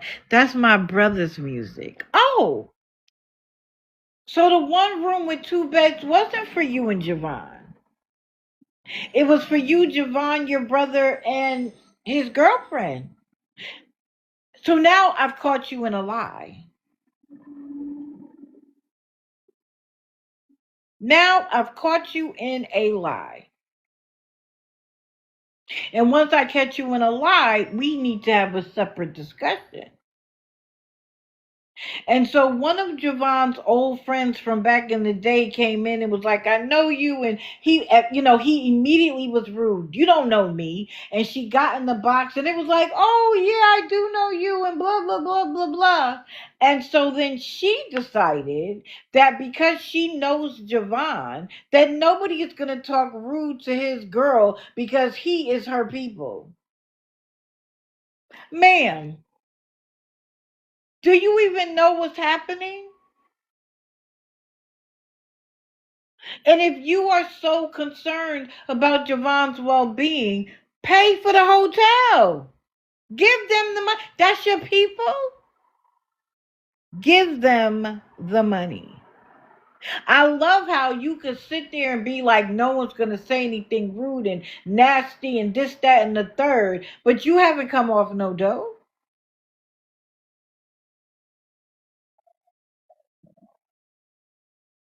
But I asked the question. I said, so the people who are going to say something or question can be muted and blocked, but it's okay for her to lie? Of course, it was Silence of the Lambs. Nobody had anything to say about that. And so she now was asking for $95 because that was the weekend rate. Lie number two, I said, wait a minute. You said yesterday that the weekend rate was 84. So she actually had a nerve to say, well, I don't really like this hotel. And I'm expecting her to be like, there's mold or there's roaches or the beds aren't comfortable. No, that's not why she liked it. She wanted $95 so that they could go to another hotel down the street because it had a pool. A pool that her and her man could go spend time in. Excuse me? Somebody in the comments was like, I sure would like somebody to pay for a hotel for me so I could go in the pool. It's summer. Everybody wants to go in the pool. How dare you tell us that you don't like this hotel and you need $10 more, $11 more so that you and Javon could have a good night in the pool? Now, mind you, you don't get money until Wednesday. So why wouldn't you stay at the cheaper place until you got the money to pay the 95? It is the audacity. It is the audacity. So that's when I find out that they only met 2 weeks ago. And this is something she does over and over again, which is when I said, you met him 2 weeks ago and you're already taking care of him? That screams self-esteem issues to me. So I went to go find out why, which is where I got, and I took several pictures, but I only need to show one to explain because people aren't going to run around and say I body shamed her. That wasn't the case. I was interested in understanding why is she going through all of these hoops and expressing her dying affection for a man she met 2 weeks ago. She's not 18 or 19 years old and immature and doesn't understand how it works. There's a reason. And it's because her self esteem is low. Then she tries to say, well, he has health issues. And I was like, well, what could his health issues be? And I wrote down lazyitis. That's a lot of their health issues. Lazyitis. I'm gonna make sure it ends up. What's the book that doctors use for diagnosis? Like ICDMI or something like that. I don't know why I can't remember because I had to order them all the time. They come out like every couple. DSMS.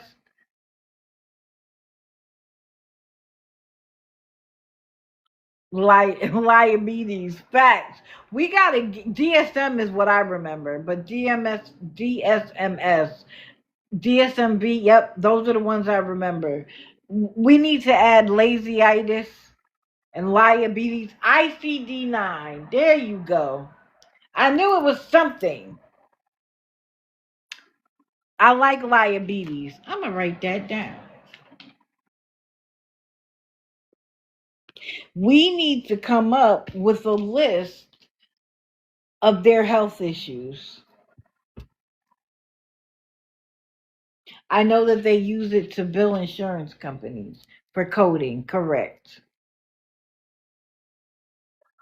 I came up with lazyitis. Someone else has liabilities. We should come up with a few.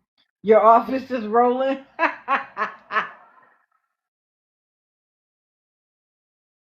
And this is what I wrote at the time so that you understand. Stage 4 gluttony.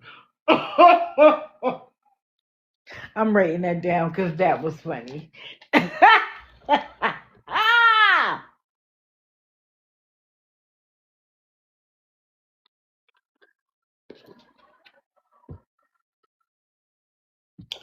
So, this is what I wrote down. I said, I hate to see women who have reasons to be self conscious, which turns them into being so desperate for a man that they will take any man, lazy, nasty, an addict, an abuser, a liar, and a cheater, etc. They think a piece of a man is better than no man. And those will be those will be the very ones who will get on here and cry and moan when their man is gone and then ask for cash apps because of it. So then someone came in and said, I'll send you $10 for breakfast. And I laughed because what's how $10 gonna feed 4 people?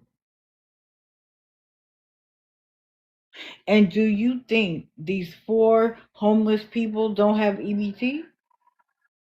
What's $10 gonna do to feed 4 people?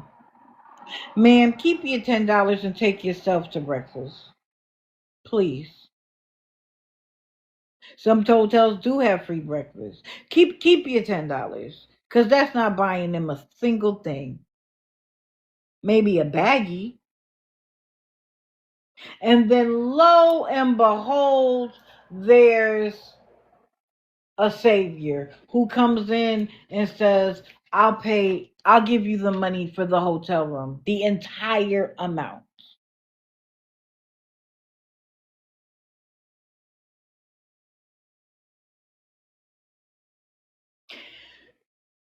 If you need to pay for friendship, acceptance, to be praised, because of course everybody's like, oh, that's so kind of you.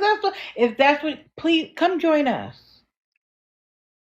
We'll be your friend for free. Come hang out with us. We'll make you feel good. You can come every morning with your cup of coffee. We can laugh and chit chat and talk about the craziness going on TikTok for free. You don't have to spend money for acceptance over here. So come over here. If it's a man you're lusting after, and there's some women that love to come in and watch my man, go get a Bob, a battery operated boyfriend. If you're lonely and you need friends, find some friends that have some things that you enjoy. Like Fallon always says, go to the search bar, type in the thing you're about, the thing that you love, the thing that you wish you could do with other people. Type it in. There is a community here for it. And it doesn't even matter how lowbrow it may be. There are like-minded people on this app that aren't going to require that you pay for them to have a hotel room to join. Now, I will say this. Be mindful who you trust on this app. This is an app. The same way that you have to be careful when you're in a dating app because you don't know what you might end up with, is the same way you have to be careful about who you choose to be friends with on this app. There are people here who are eager to take advantage. And I can't tell you how many lives I go in and out of where people are having whole discussions about one person in the group lying and deceiving and telling one person one thing and somebody else something else and literally hurting people. Like there was a woman yesterday crying because she thought one young lady was her friend.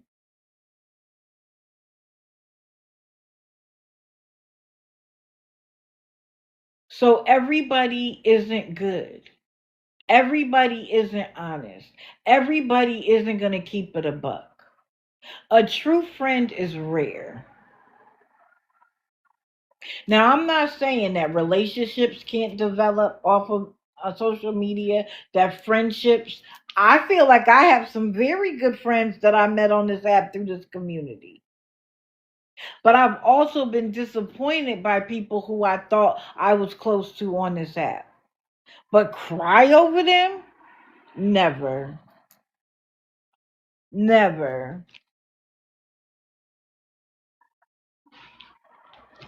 Yes, all for one. Tim said that you wanted to do a collaboration with him, and when he refused to do the collaboration, you and your friends took down his account that had a 500,000 followers. Well, first it was 300,000, then it was 400,000, and then it was a 500,000 account. So, could you use that power to get rid of Lisa and Maggie and him again and Asia and this lady here, Lena? By the way, let me go back to her original page because if you've never seen her before,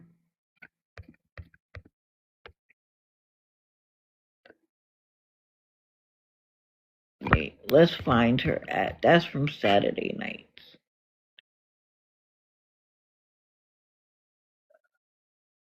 This is her. This is her name and her at. I wouldn't be surprised if she doesn't have another account I haven't found, but this is the account she was begging on Saturday and Sunday.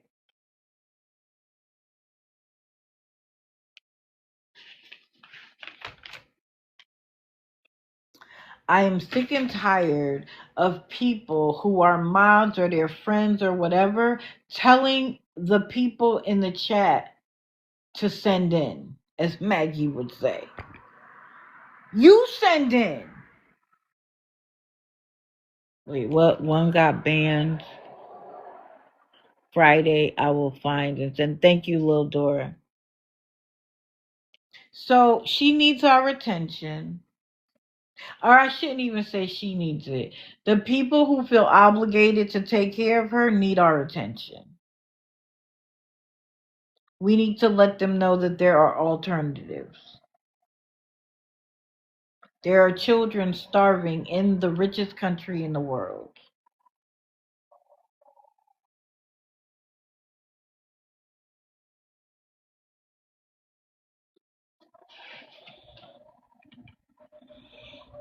That $95 could have fed a family. It could have put a family in a hotel room for a night. Oh, I tried to talk to her about resources, and she said she knows all of the resources. I bet you do. I bet you take advantage of every resource possible. But there are some resources that are going to look at you and a grown, healthy man and say, no, there's somebody else we need to help. I know Maggie is bad. We're going to talk about her on Wednesday.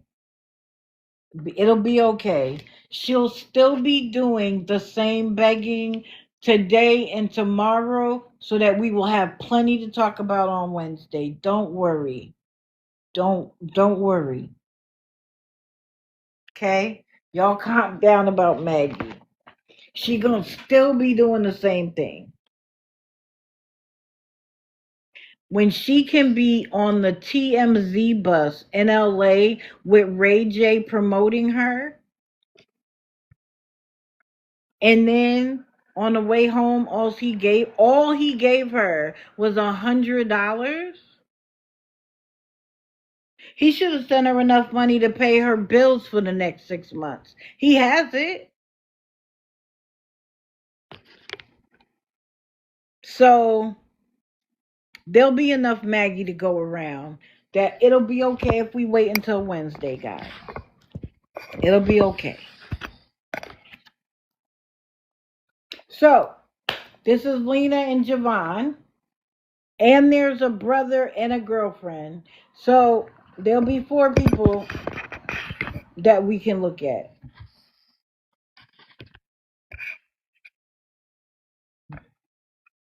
Splash, honey, we'll talk about it Wednesday. Y'all don't need to bring up Maggie anymore.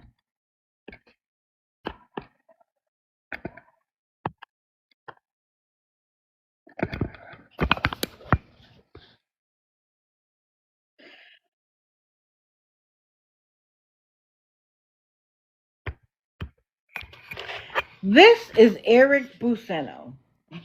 I think that's how you say his name.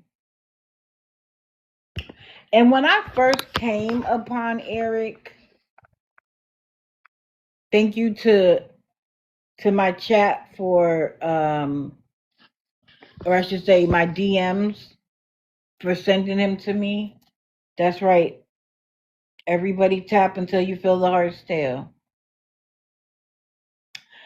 I had a great deal of empathy. I thought he was someone that could use some assistance because he seemed very scattered. He said that he had autism, and I understand that sometimes people with autism can't take the same logical steps in terms of reasoning that other people can. And so sometimes they need to like slow down a little bit and help them go from point 1 to 2 to 3 very carefully and very slowly until they get it. Some of them require visual aids. Some of them just need someone that can answer their questions so they can get from point 1 to point 2. You can't just say point 1 to point 2. It doesn't work all the time. And he gets Social Security. He gets state funded security, which is a New York thing, which is where he lives. And he said he gets SSI, SSD, and SSP, but that his check is only 400. And he said his mom doesn't work. And I'm like, so why would all of those benefits only give you 400? Well, I'm going to skip to the end. The mama's on Social Security too. So when they look at the entire household, that's why he's only getting 400. Because she's getting the larger check. Let me see, because he said how much his mother was getting. But I'm not sure if I wrote it down.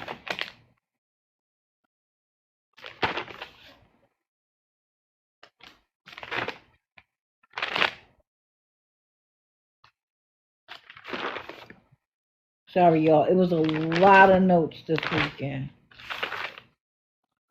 Oh, no, that was Edward. Whew.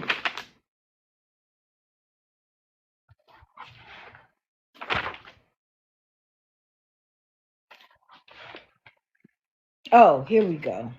I was on the right page. Let me see. Did he say how much his mother? I didn't write it down. So his mom is his payee. According to him, SSP is like a state social security. Look it up. It's a real thing. I didn't think it was a real thing until I looked it up. He said 1900. Okay. So that's why he only gets 400. It's like couples when they're married, one person gets the bulk and then the other person, even though they are on full disability, get a portion so that the maximum in the household is whatever it is. So like he only gets $23 from the state because of what the mother gets. Correct, Text Talker. That is correct. There's a household maximum. Correct. Becky Fortney is another example. Which means even if they put their son on Social Security, his amount won't be 900 because it will be based on the house maximum. Oh, wonderful. Wonderful. We are gonna. No, I don't want to co host. Dang it. Let me write you down. I'm at 10,000. I can't follow anybody back. But you are going to be a fantastic resource. I'll be following you back, Jason.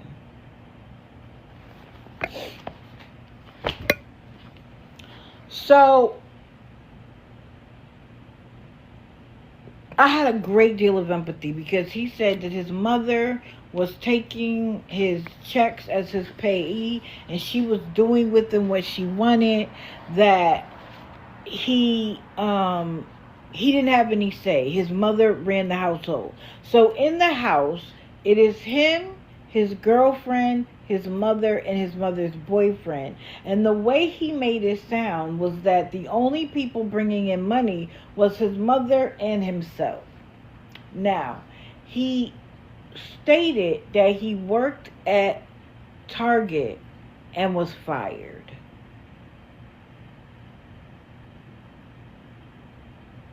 And a few people, even Nookie, came in and said, like, I'm not sure. Like, is he somebody in need or is he a scammer? Like, it was hard to figure out. He showed a room full of clothes that he said was his laundry that he was unable to wash. And so, in my empathy place, I was like, let me in the box. I immediately tried to find resources in his area. He said New York. That could help him. Now, he claimed that it was his stepmother, Val, in the chat, and she was confirming, like, yes, it's his mom, blah, blah, blah. So I'm like, what's going on?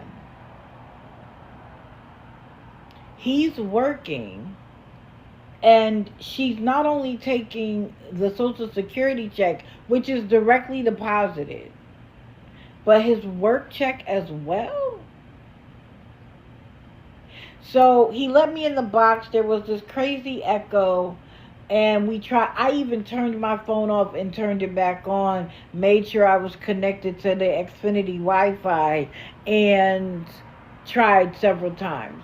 And after a while, he refused to let me in the box, which in the end turned out better, because he kept saying, let me finish. I'm trying to explain, and then I'll let you in. And I'm like, listen, I don't have a lot of time. But I said, okay, I'll wait. I'm glad that I did. Because each time he told the story, it got embellished. So when I first got there, it was Target, and Target fired him. The next time, he gave Target 2 weeks notice. And when you're like, well, why did you give them 2 weeks notice? It was because of the way he was treated. And the next time, it was because his mother wouldn't bring him. And so he would always have to call off so that he couldn't, he just quit. Then another time, it was that he had a bad accident with the carts outside and they let him go. Which one is it? Then he talked about how stuff happened to him when he was younger. And I'm immediately thinking, because he said it was with his mom's boyfriend, I'm immediately thinking, please don't let it be sexual abuse. Well, no. The boyfriend took him and his mother in the basement, tied them up, and beat them with a belt. And so anytime he hears the word belt or thinks about it, it brings him back to that day. Now, while that could be traumatic, I'm not knocking that. It happened one time or multiple times. And why would they do that? Like, what was the thing? Because it almost sounded like a kink. Like, why would he take you and his girlfriend to the basement to beat y'all with a belt? Did he go to jail? Did somebody call the cops? Like, I need more story.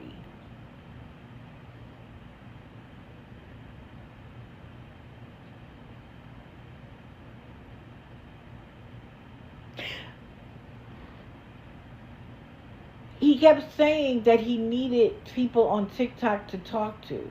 He said that his girlfriend was upset with him because she doesn't want him talking to other girls or playing his game with other women. Which I can understand. Scamitis, another one. Ah!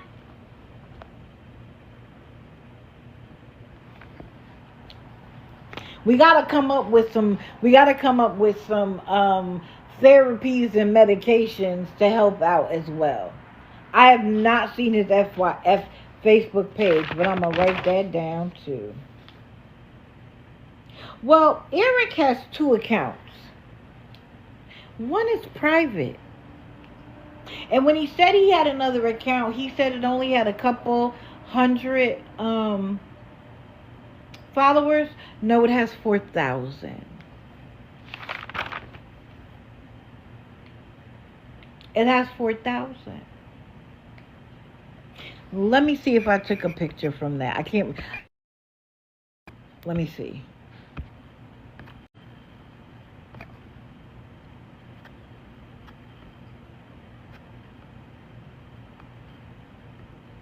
Oh, look. We worked at Walmart too.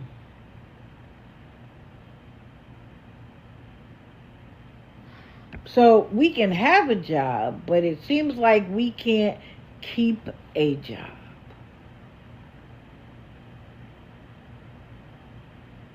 He didn't want me in the box because he wanted to keep telling the story. And he would get to a part where he would be like, so if you want to be around, follow me, follow me, follow me, follow me. That would be the end of the script, and he would start over. He'd go through it all again, and each time the stories got worse, it got more embellished. So I was like, because this is the thing. If the mother was like, you live here with your girlfriend, you're going to pay rent. Is she trying to teach him responsibility? I was trying to figure out, was she being abusive or was she teaching him responsibility? Because he's talking about going out there on his own. And if you think your mother is bad, wait till you have to face a landlord.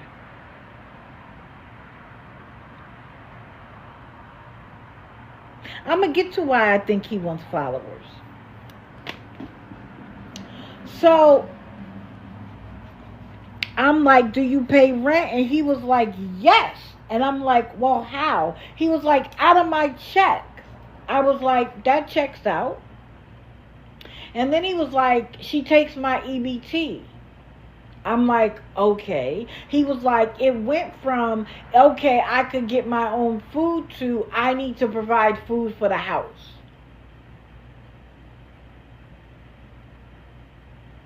And then the next time he said, that even though his EBT is used to buy the food in the house, that he has to pay his mother $5 to open the refrigerator.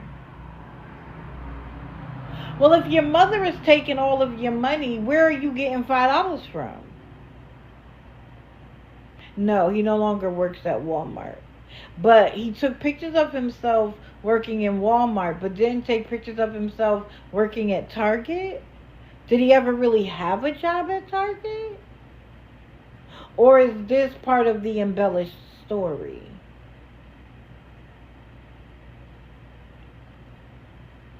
And when someone brought up, well, you were at Walmart, he was like, yeah, when I worked at Walmart, I was at Walmart. And then when I started working for Target, I started working for Target. Okay. He has a very slow look.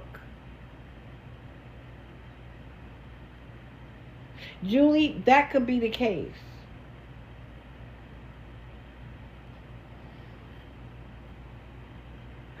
Scamby.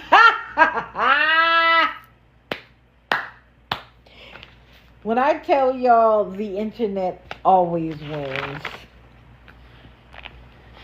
Hold on, I gotta scroll back so I can write that down. Beg/scam be gone.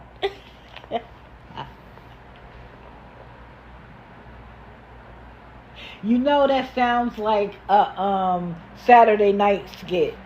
Saturday Night Live skit. Scam be gone. Love it. And the scam be gone has to be just the B, not B-E. Hilarious. It comes in a spray or a liquid. No, it has to be a spray or a cream. A spray or a cream. So, oh, that's where they go to shop, is Scammer R Us. Yeah, we might need to just have a live about stuff like, maybe that'll be a digital after dark. A roll.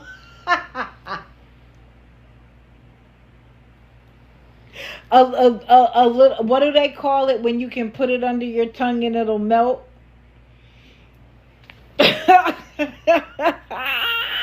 Yep, they'll pick for that name. No, they'll try to go to Social Security and say, I got diagnosed. So, after a while, it became clear that he was like, my mom's in the living room. And then he was like, someone was detected at your front door. Here we go. I'm going to turn it down.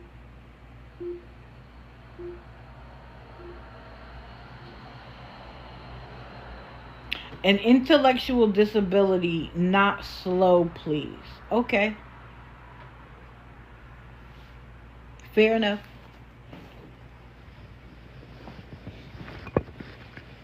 You get used to it. You get used to it. Like people, I used to live near a train, and when I first moved there, it drove me crazy. And after a while, I wouldn't even hear it anymore. Okay, intellectual disability. Fair enough. I apologize. Whenever I say anything, I don't do it in a way to offend.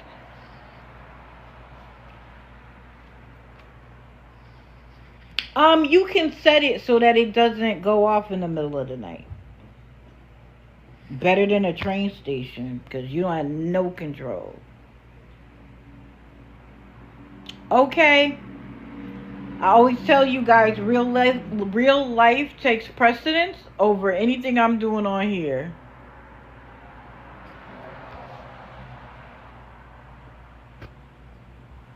Okay, I'm the person they don't like. And of course they're mad. I don't care. I don't care.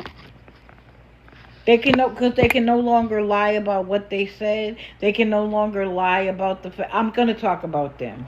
Just y'all who have to go at 9:30, my mods, if you have to go, I understand. We're going to go past 9:30. That is obvious at this point. Because I'm only on the middle row. So, when people say that I'm I may not be about helping people. I'm only about tearing people down. No, that's not true. I literally will go in and try to help somebody. So he said he lived in New York. And just so that I can show you, because, you know, hold on.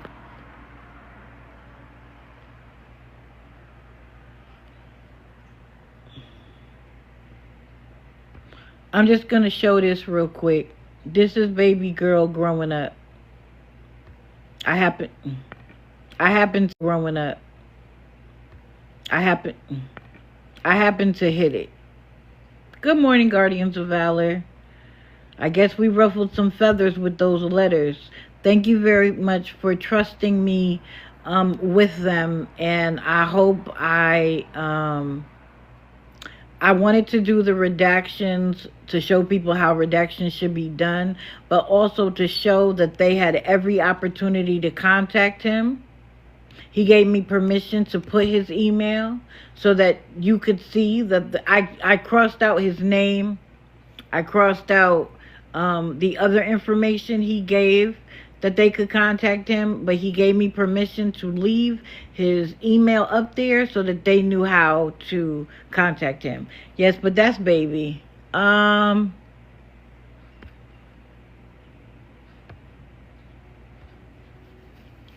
So I took a leap of faith that based on his name, his James B. Town, that he lived in Jamestown, New York. I don't know if that's the case or not, but I just took that leap of faith that that might be what it is. And I'm going to show you what I came up with.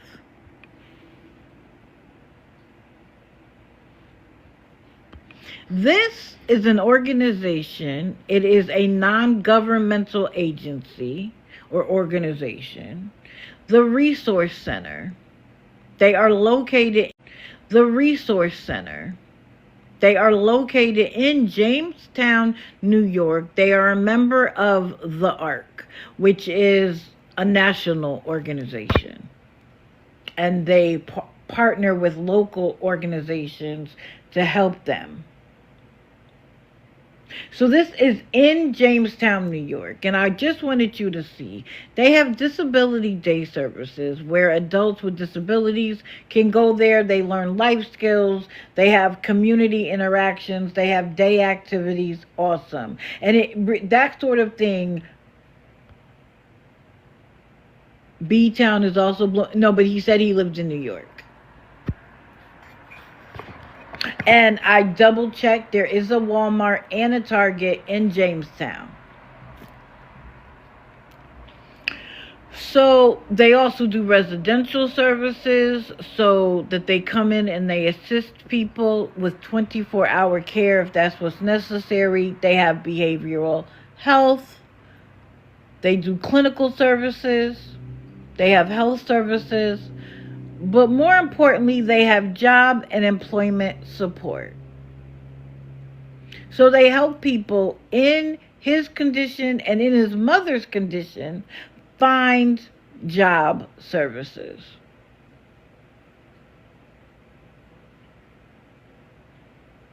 When you want an organization that does it all, where you walk in the door and it is a one-stop shop, this organization is this. There are a lot of resources in New York. But I wanted to try to find something that he could avail himself of immediately. Because apparently him and his mother also, or one of them has a DoorDash account, I believe it is. And he says that they can't do it because his mother is too lazy and he doesn't know how to drive.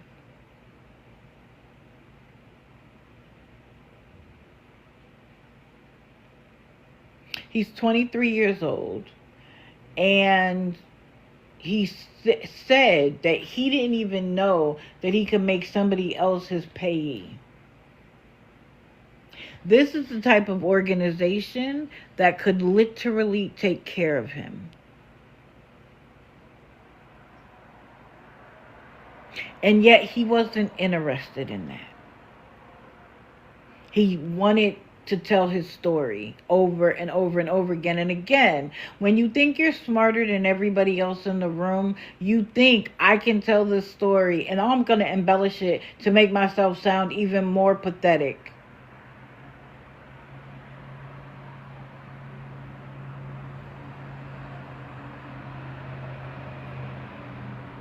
But I found a resource for him specifically in the town that I think he lives in based on his name. And I couldn't get up to tell it. Batty, a lot of them do. A lot of them. We used to say, you know, like us and them, as if somehow they couldn't, they were incapable. Elon Musk has autism. Now, he's high functioning, but he's the richest man in the world. It does not mean that you can't in all cases. Sometimes it means you just have to do it differently.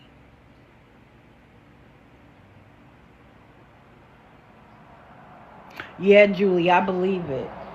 New York does have a lot of resources.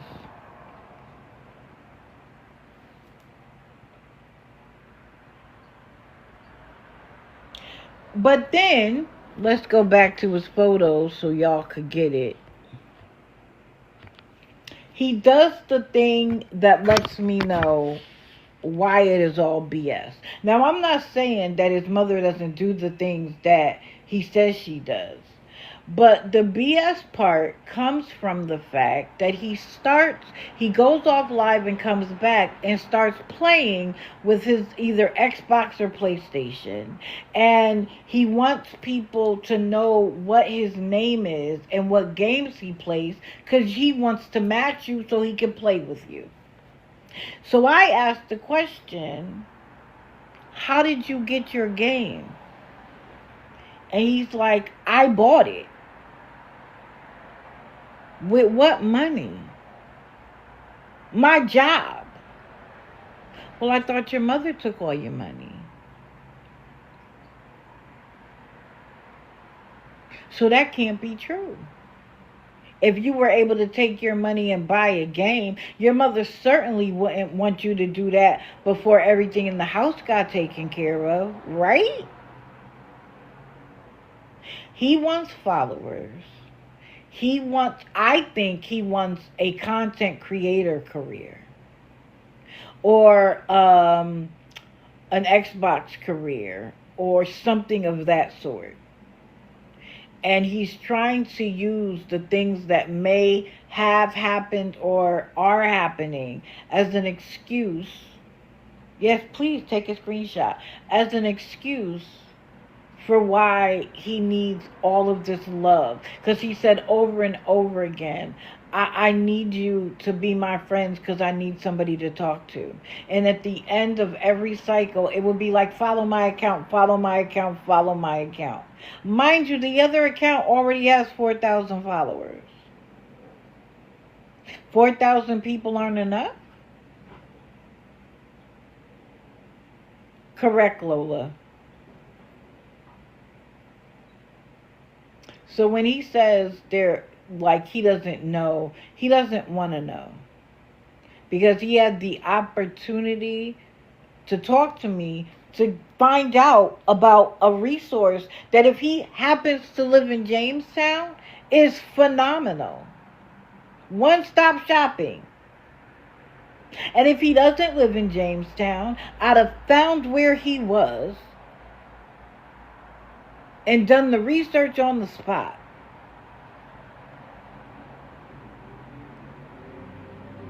But you don't want it, and I don't need to waste my time giving it to you. And I said to him, it's the box or the grid. It's the box or the grid. And he was like, what's the grid? I said, don't worry about it. Don't worry about it. The people who know. So now you've made it to the grid. Now I'm going to lurk in the shadows and I'm going to see what's what. But that's my opinion on the matter. Good morning to anybody just coming in. You're fortunate because we're going to go past 9:30 today. And again, mods, if you need to leave, anybody that needs to leave and go back to real life, please do. I will be, what's the word I'm looking for? Oh, this will be posted later today. I've gotten good at it. I'm proud of myself. I did all week plus digital after dark. So if you want to watch it, it'll be on the YouTube at some point. Now, when I go past 9:30, that means it goes past 3 hours. It takes TikTok some time. Good morning, Trolla. Good morning. It takes TikTok longer to download it. I do the edits I need to do, and it takes YouTube a time to put it up. So it's not that I'm not trying to do it right away, but all of those things take time. Who's next? Digital is Beth and Maggie. Yes, it is. The Digital After Dark with Beth and Maggie are there. And we had a special guest by the name of Devin come in for 2.3 seconds? And then he ran.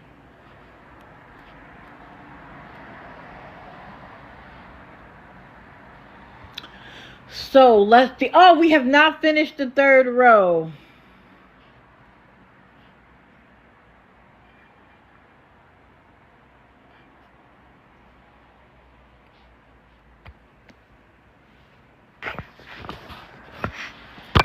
I have talked about her. Wait, what did you say? Anyway, it's Digital Deceiver Shadow, no spaces in between. If you go to my page, this page right here, there's a link to the YouTubes from all of this week. So now, I have talked about her in the past. Very similar situation to the young man Eric. When I saw her for the first time, she was crying. She was in distress. She looked very uncomfortable. She looked scared. And so I stopped. Yes, Batty, we gonna get to it. Y'all love trying to beat me in the comments, but that's okay. I'm gonna still say what I want to say. But y'all beat me in the comments all you like. So I stopped because I'm like, I'm a girl's girl. What happened? I don't know her, but what happened? And her man, her partner, assaulted her and went to jail. And she was terrified. And she needed assistance getting out. For whatever reason, DV shelters either weren't available to her, they didn't have any room, they were unavailable, and she needed help from the people who support her. And she considers herself a content creator. Yes, her name is Christina Nicole. And apparently her Facebook is Christina Nicole. If you want to see what happens in the last 48 hours, Nookie's YouTube 5150 has it all laid out.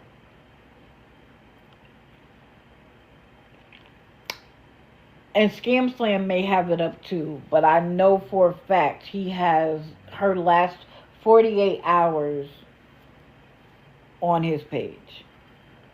Oh, change the channel. Change the photo, change the channel. Change the photo. Everybody like the live until you feel the heart's tale and then take a break. If you are new here and you are enjoying the content, please hit the daily me and join the team. If not, keep sticking around. You might enjoy it. And I just want to say hello to anybody watching from the window. Welcome. So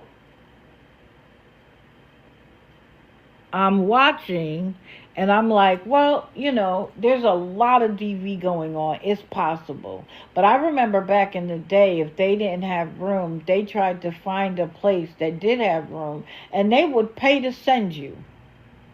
Now, I know in this economy, people aren't donating as much. The government's resources have tightened across the board. So there may not be a lot of room for that.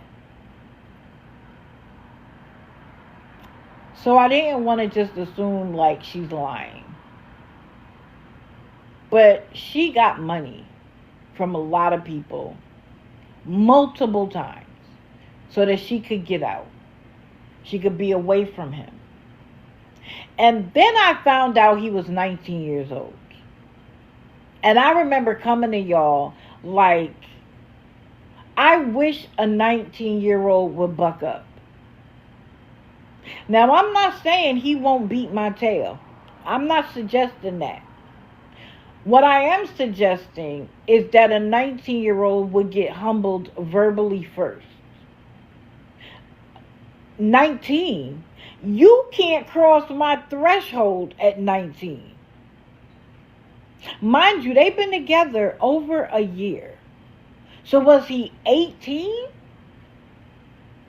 when you met him?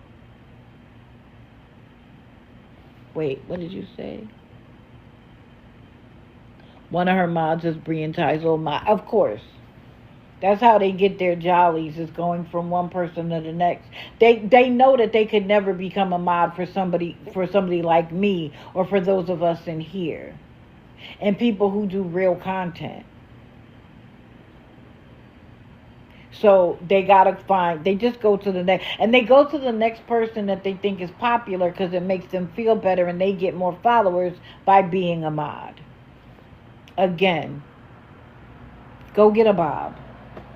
You can even get a blow-up doll now that isn't that expensive. And the great thing about the blow-up doll is they don't talk back. You can say to them anything you would like.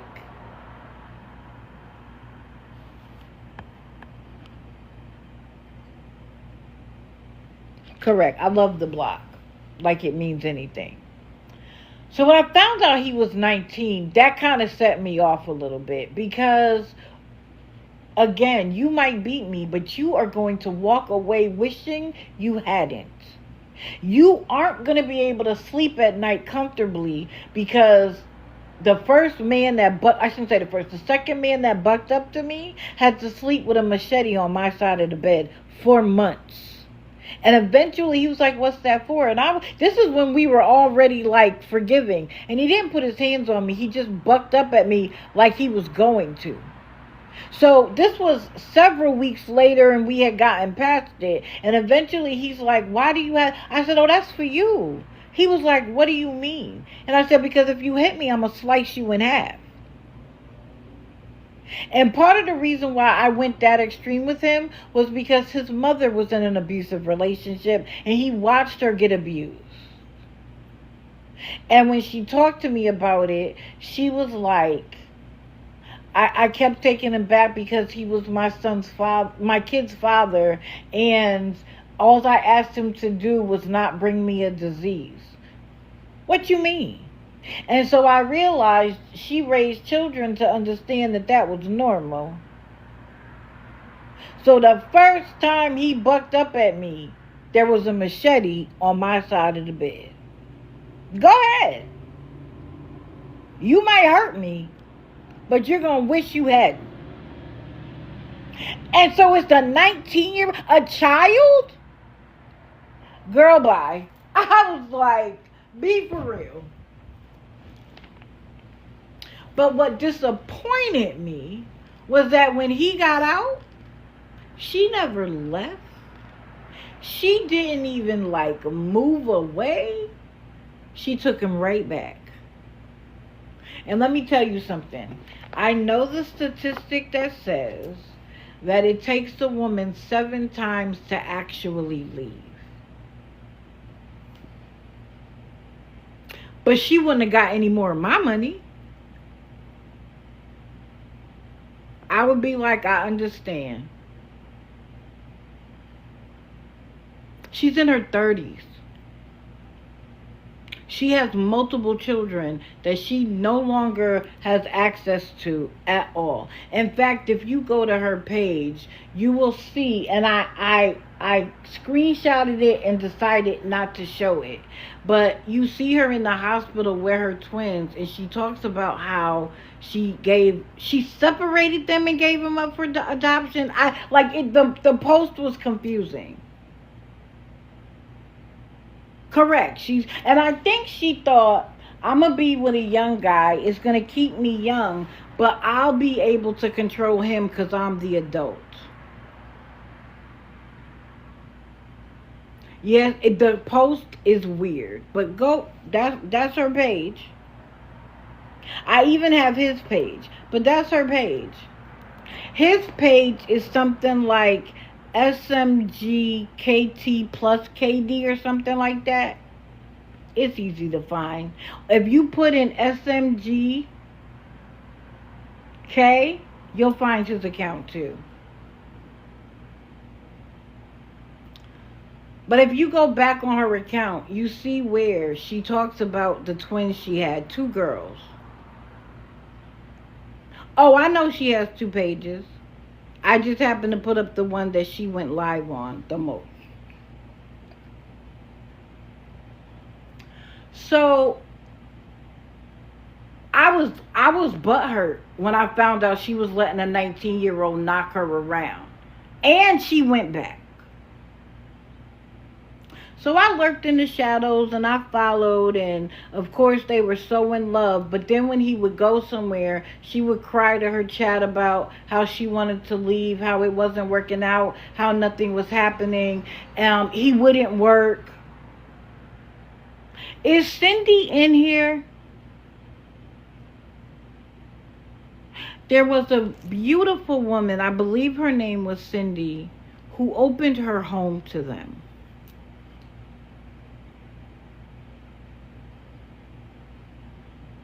Okay, great.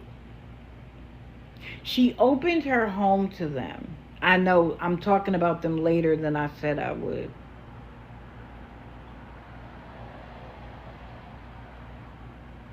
First of all, by the time she got them out, they left her place a mess. They didn't follow a single rule she set up for them. They turned her house into chaos.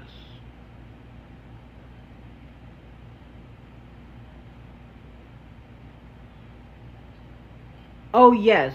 If they come up with another page, write it down and keep track of it, but don't follow it. We don't want them to be able to go live someplace else. She thought she was being helpful. And I don't know if she opened her home to the both of them or to her and then she brought him. I'm not sure. But it got so bad that her grandchildren were like, enough is enough. Oh, she opened it up to both of them? Becky, ridiculous. So it got so bad that they left one day, and the son and the grandchildren were there to help out with a window, I believe. And this big tall man jumped the father and the grandson, or the grandson, and the grandmother was in tears because she felt like it was her fault, that she brought them around her family, and her grandson was beaten by a sucker punch, because this is a sucker, and hit her and beat him up. Why he's not in jail right now, I don't know. But after she put them out, Christina Nicole came to TikTok to drag her for another money grab. Illinois is a catcher. They got so many criminals, I understand.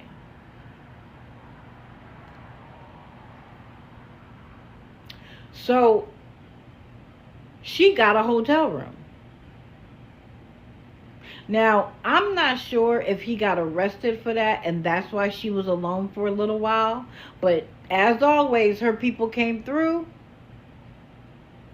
gave her a hotel room. And again, it was kind of like, I need to get my life together. I got to move on. I got to take care of myself. And at one point, she had gotten a job at McDonald's.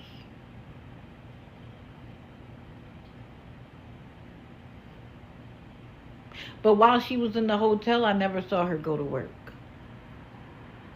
But then lo and behold, he gets out, and guess who's there? What is his name? Caden?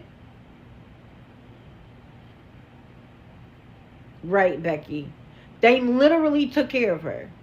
As if they hadn't done it multiple times just for them to throw it in her face. Then she came up with a story that they were living in a tent for a week. And somebody beat them up. And they were so afraid to go back. They left everything. And what did she do? Come right back to her chat. And they put her back in a hotel room with a grown man. He's old enough to go to war. But we know he's not really a grown man. Your frontal lobe doesn't close until you're like 22, 23 years old. So why this 33-year-old would think that a 19-year-old was prepared to have the level of relationship that she needs to have in her 30s is ridiculous. Now, am I saying that age gap relationships can't work? Of course, I was in one. I told y'all, when I was 25, my 39-year-old husband passed away from a heart attack in our living room. And I remember at the time thinking he was so old. Because I was only 25. But I was grown enough to understand.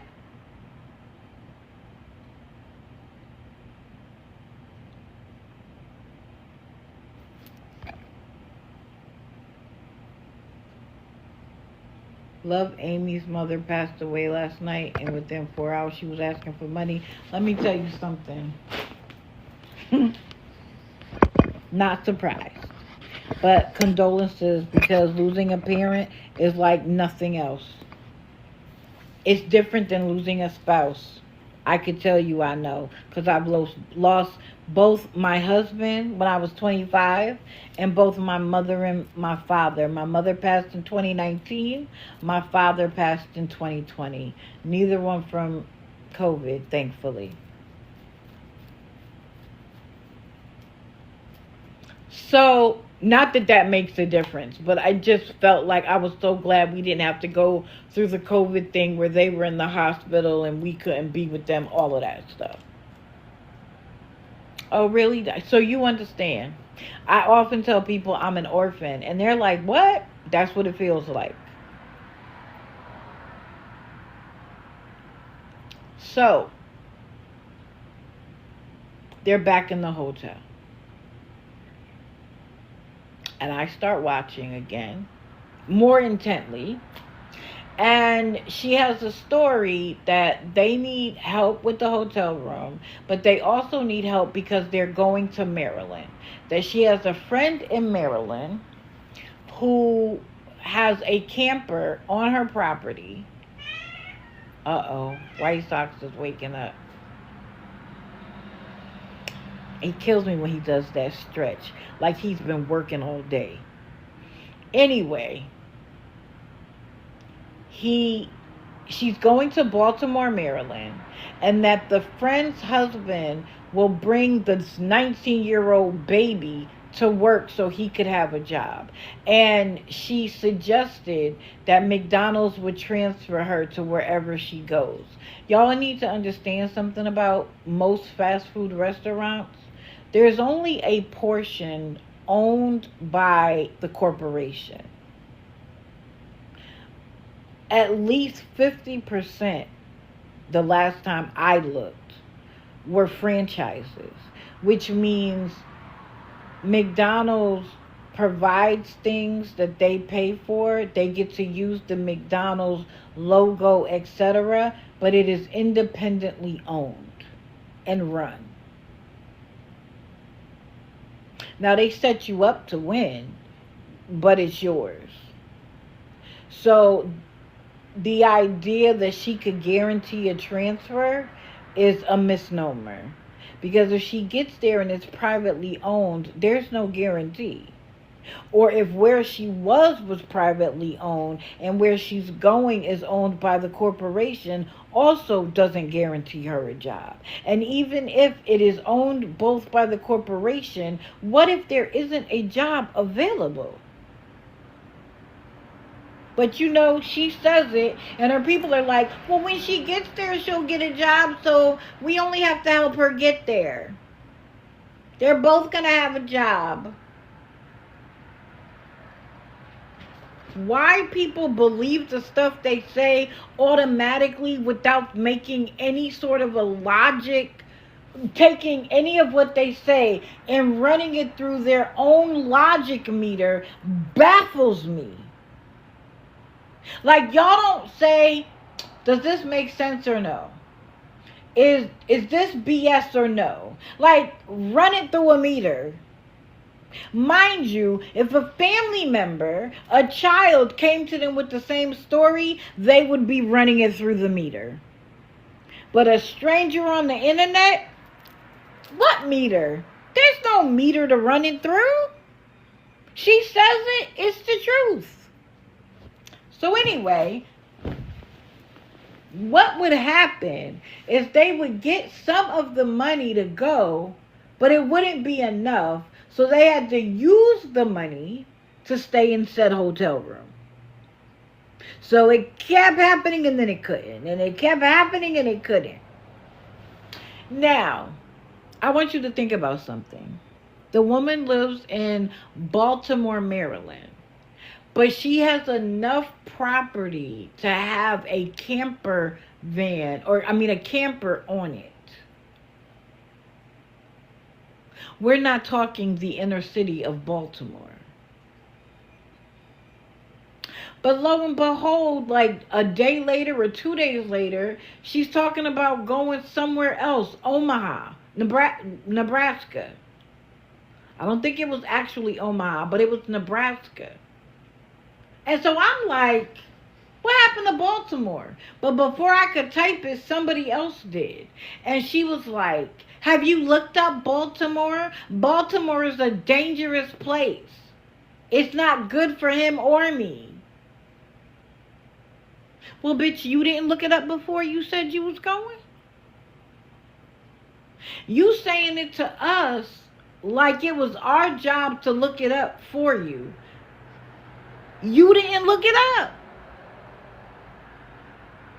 Looney Tunes, I don't delete that comment. I don't dox.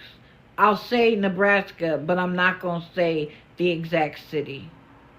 So please remove the comment, even though now 1 million people have seen it, or 415 have seen it. I don't dox around here.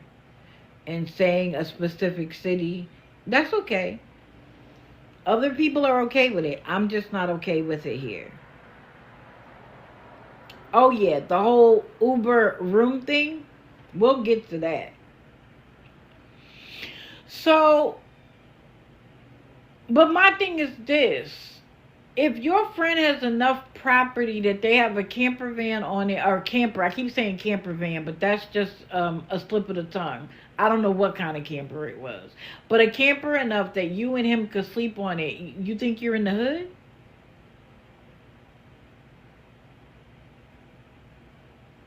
Or are you afraid that your 19-year-old will get wrapped up in the hood across town, and that's what you're afraid of? Let me explain something to you, boo-boo. Wherever you go in Nebraska, there's a bad side of town.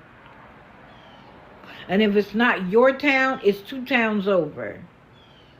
If he wants to get involved with gangs, they exist in Nebraska. If he wants to get involved with rugs, it might even be METH. Forget about 420. He'll be on some 840.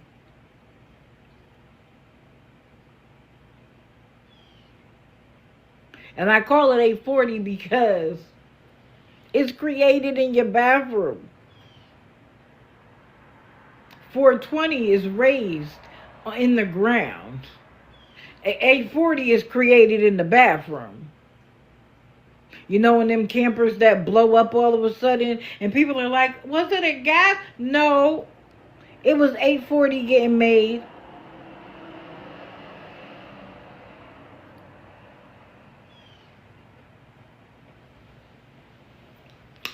So, ma'am, there are more resources for those things in Baltimore, Maryland than they will be in Nebraska.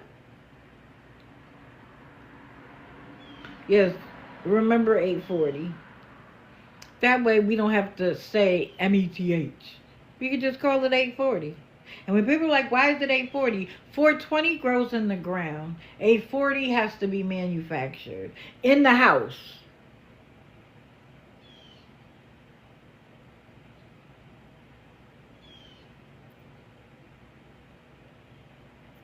So, okay, you want to go to Nebraska? Regardless of where you're going, you are going to live off of somebody else all over again. Somebody else. And in this case, I'm going to say too slow because it's not an intellectual disability. Oh, yeah, you didn't understand where 840? Yeah, 424 plus 20 is 840. That's why I said that. You're too slow to realize that where she just was out of control. That he has no self-control because he's a child that needs to go home with his mama or be sent to some, boot camp to get his life together.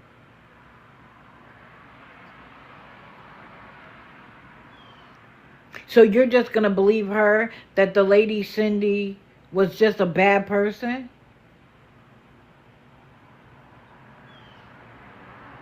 Oh, I'm going to get to that. So, somebody else has decided to open their home to them.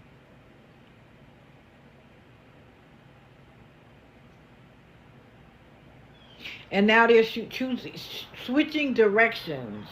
So now they need more nights in the hotel to have it all set up.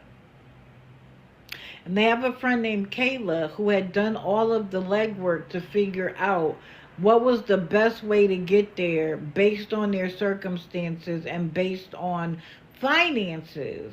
And they came up with them taking an Uber to the to the bus station and taking a bus to Nebraska from Illinois.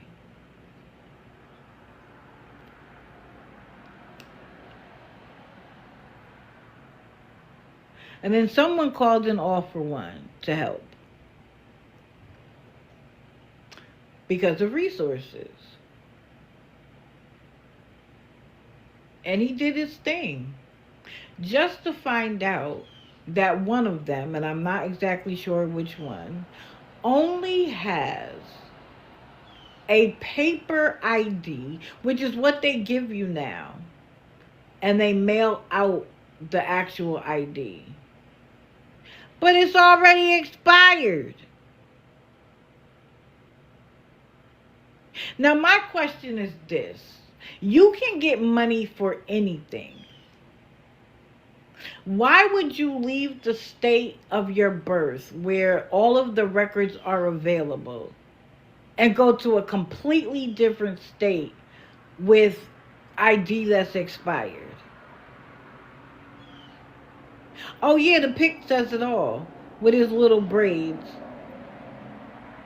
and his gang signs. Sir, you might come across, you might think you might have been able to slide through in Illinois. Go to Nebraska and let it be the other side, and you might have a problem. Florida doesn't either. In fact, Florida doesn't even recognize a Connecticut driver's license because people who are undocumented could get ID.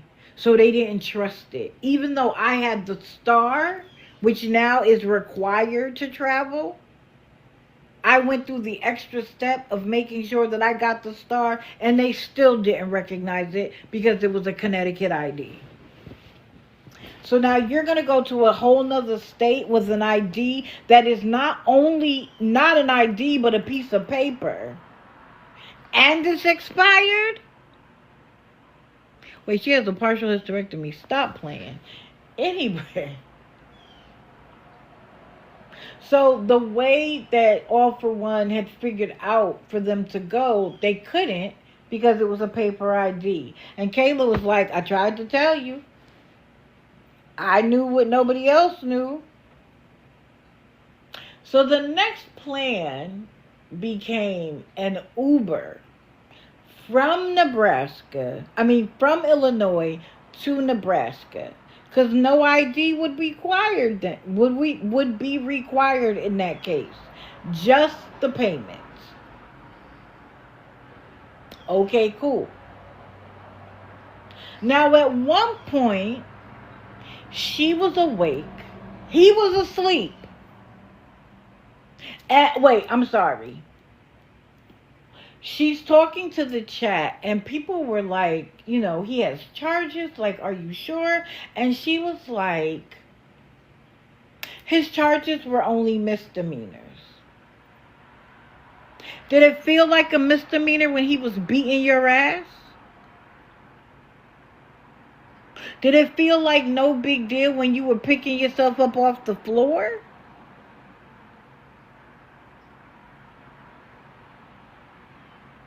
I'm going to get there, CA. I don't know why y'all think I don't know. But now, because he pled and got it down to misdemeanors, it's no big deal? Did it feel like a misdemeanor when you had to look at your face the next day?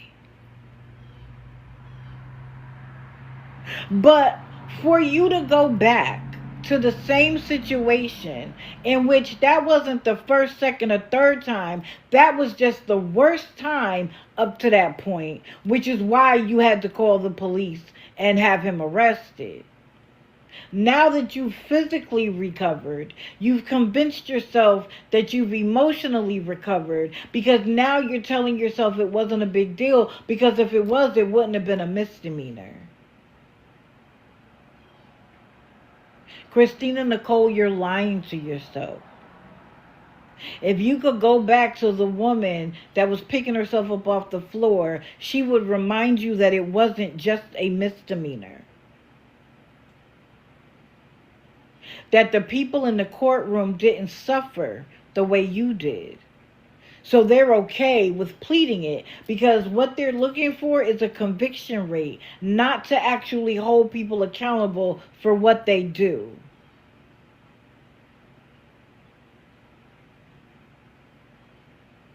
You remember Kohlberger, who studied criminology and wanted to know what it was like in real life? So he followed some girls, he stalked them, he went into their house and unalived 4 of the 6. There was one aunt who was ready to forgive, but there were other parents absolutely furious that he got a plea deal, because they don't get to touch their children. Do you think 5 years from now they're going to be like, well, he didn't get the unaliving penalty, so...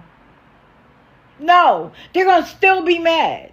Because guess what? They don't get to see their child. They don't get to touch their child. And his family will. For the rest of his life.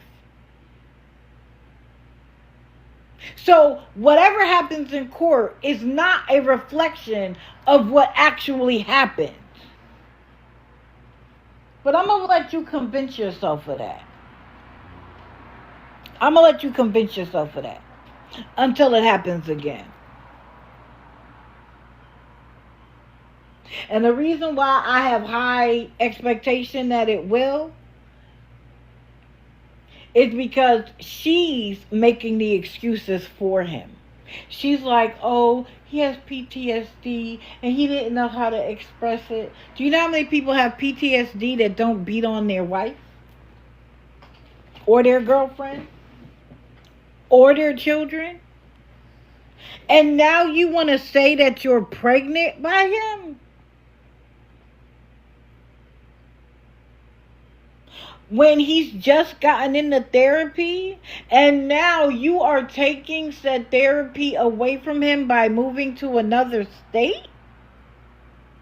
So he's going to have to start over. And the one thing about anybody who has a therapist, you can't just move therapists and think, oh, everything is going to work out.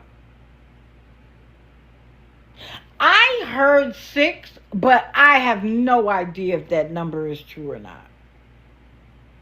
She also says they got married last year, and I've heard neither is true.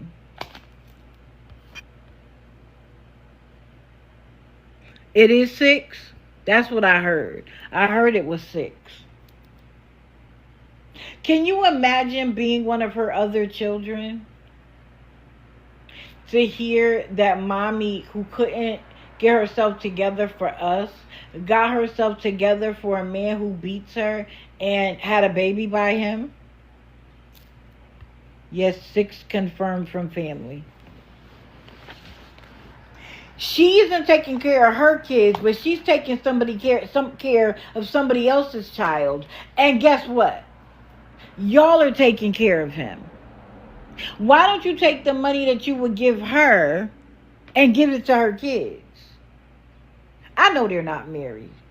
But you want to know why they want to say they're married? Because for people who are churchgoers, who are older, who might find 2 people living together unacceptable, well, we're married now. And if we're married, I gotta stick it out, right?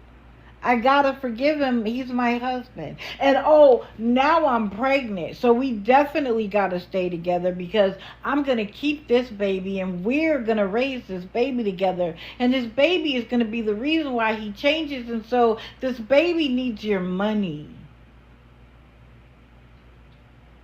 This baby needs your money.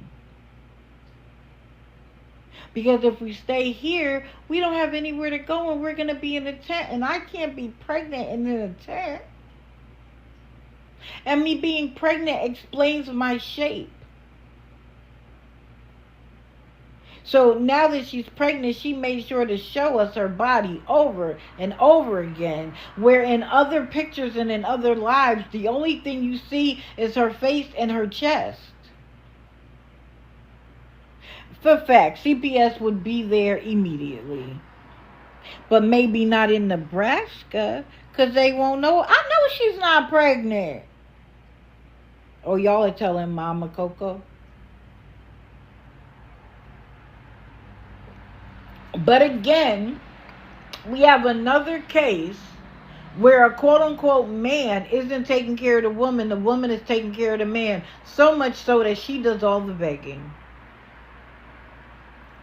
And it's a bunch of women there giving their money. Like, yo, I want to go to Hawaii for a week. Can you send me?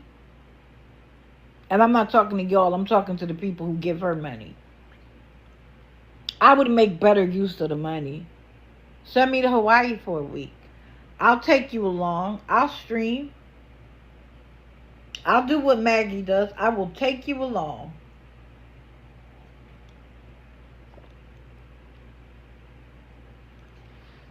So now we're on the day they're supposed to be leaving. He's still in bed asleep. She's still begging. She goes and gets breakfast. And I don't quite understand that kind of content creation. Why do y'all care that she put cream cheese and salt on her bagel? She's like, see, here's the bagel. I put cream cheese and salt. That's all the entertainment y'all need? If that's all you need, I got some TV and some movies that will have you rolling out. Listen, her having a bagel with cream cheese and salt is content? Okay. Mind you, he's still in the bed. They have an hour to leave when he finally wakes up. So I leave because I'm like, okay, they're going to get dressed, they're going to get ready, they're going to jump in the Uber and go. And I come back and she's still in the hotel. Yeah, the hotel feeds them every morning, I know. That's where she gets the coffee and the bagels from. And she's saying to the chat, she's talking to a woman, and she's like, can we get another room? This is in the morning. Checkout is at 11. And they're like, you have to go down to the front. Like, I can't do that. And she turns to the camera and she's like, yeah, I know we're leaving, but I'm trying to get a bigger room because my husband likes to pace. He needs to be able to pace. And so we need a bigger room. He can't pace up and down the hallway. He can't go outside and pace. Why in the world would the hotel give you a bigger room for the 3 hours you have left? If he needs to pace, go outside. But she wanted a bigger room because that's where they plan on being. And if she was already there, she could say to the people, you know what, we don't really want to leave here. This room is only $20 more. Can you guys, instead of sending $80 a night, can you guys send $100 a night? And remember, if we're not here, we're going to be in a tent and I'm pregnant. My question to y'all, did they ever leave? Because I don't know.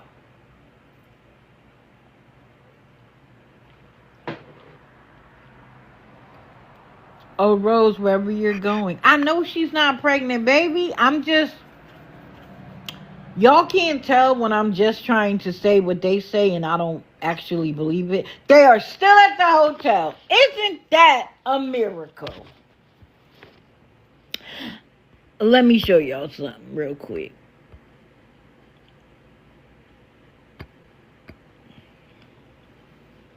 This is a collage of photos from her account and his. And his. Look at her face. And especially this one here at the bottom. Does this look like a happy woman to you?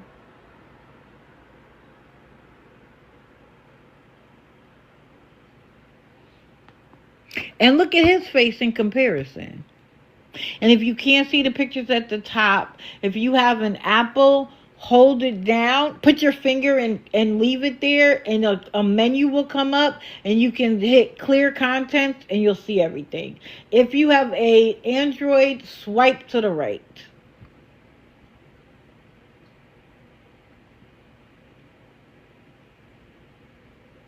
But even though she's trying to look hard, she's in a picture with her man. He's smiling. He's having a great time. In every single photo. And don't call him her son, because she gets very upset about that. But he could be. But look at her face.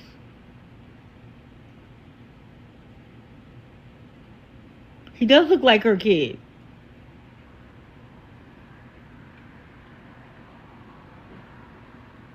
She's like, this is my son and he just graduated high school.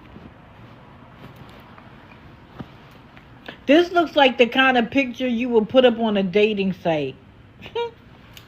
I'm trying to look smoky and beautiful, and this is my son. people, and this is my son.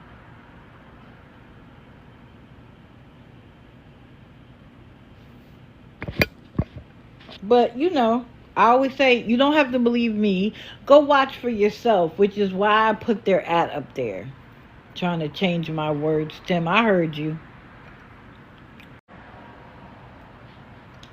So again, I want to thank Guardians of Valor for trusting me with the letters.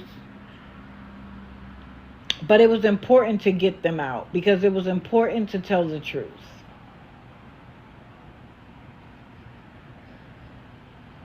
He was given an opportunity to have a conversation. He was asked to stop talking about them.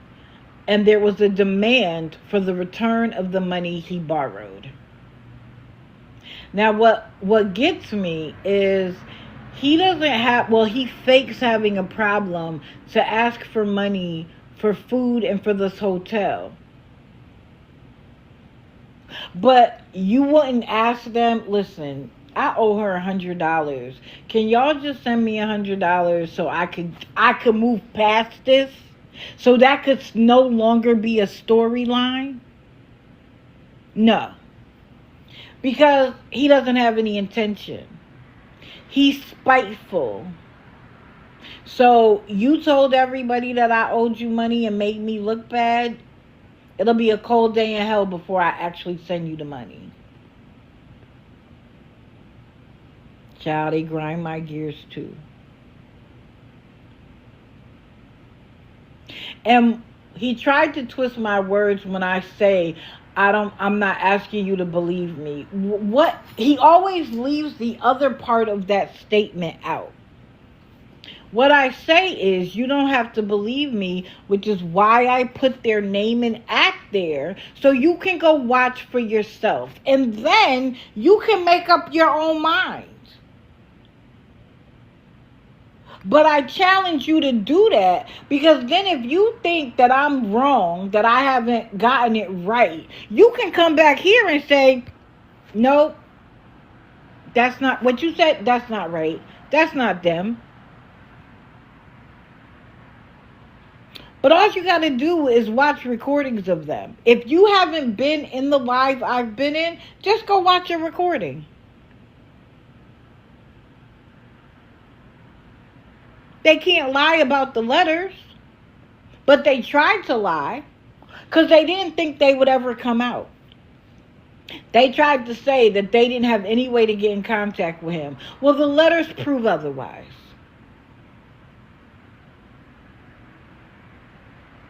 They had every opportunity to have a conversation, but you thought it was funny. You thought that because it didn't come from an attorney or a court, that it didn't mean anything.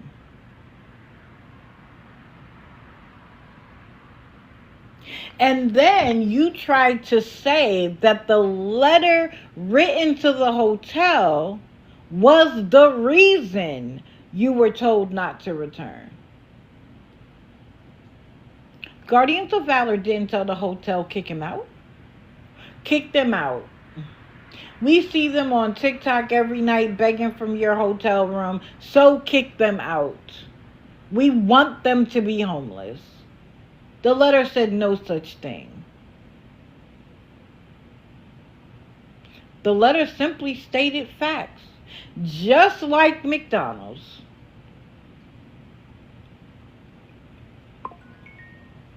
You know, Tim, I'd have more respect for you if you just kept it a buck. But when you need to lie to make yourself seem better or leave out parts of the truth, your entire character falls. You might tell the truth the rest of your life, and I am still going to look at you skeptically. Well, are you saying this because it makes you look good, or is this actually the truth?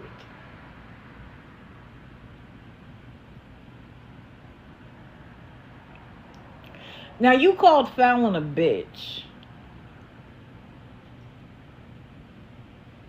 She's that bitch. But she's not your bitch to call her a bitch.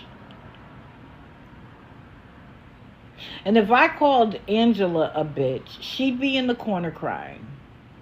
The only thing you did for us was light the fire even further. Because disrespect Fallon? You've touched the third rail for me, sir. So if you thought I was going to let up, the only thing you did was put a rock on my foot to press it down on the gas harder. And why were you mad? Because somebody who gave your wife the opportunity to earn some money came forward to tell the truth about you.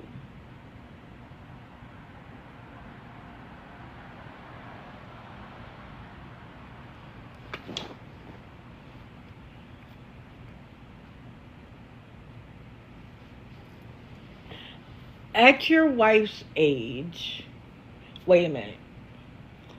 There are women going all the way back to childhood have had to have hysterectomies.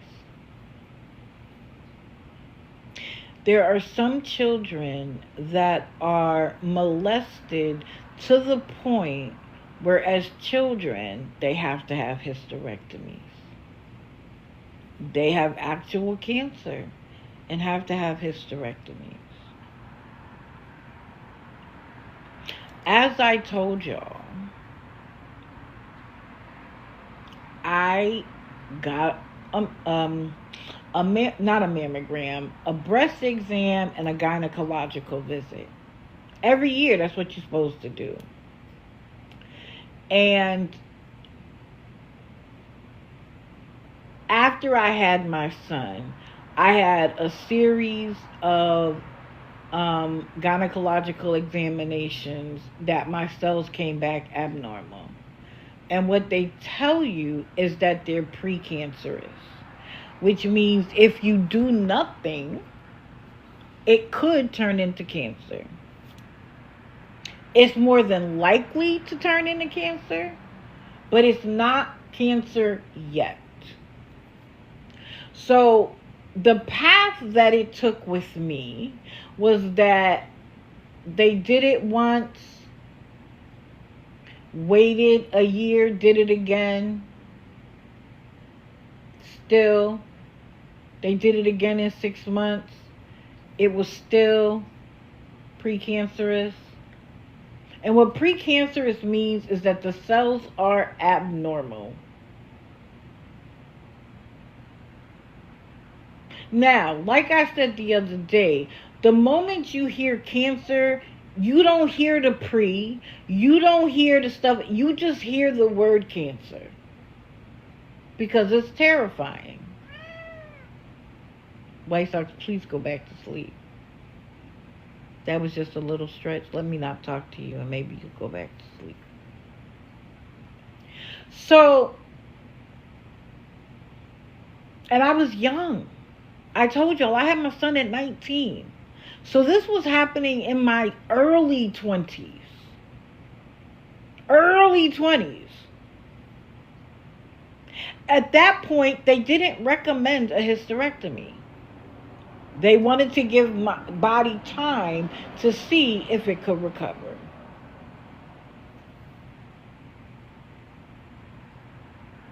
And when after they had given the amount of time they thought was adequate, they then had me do another procedure, or had me do a procedure where they go in, and I always say with dry ice, but I know that's not what it was. And they freeze your uterus so that it unalives all of the cells in your uterus, good, bad, or otherwise.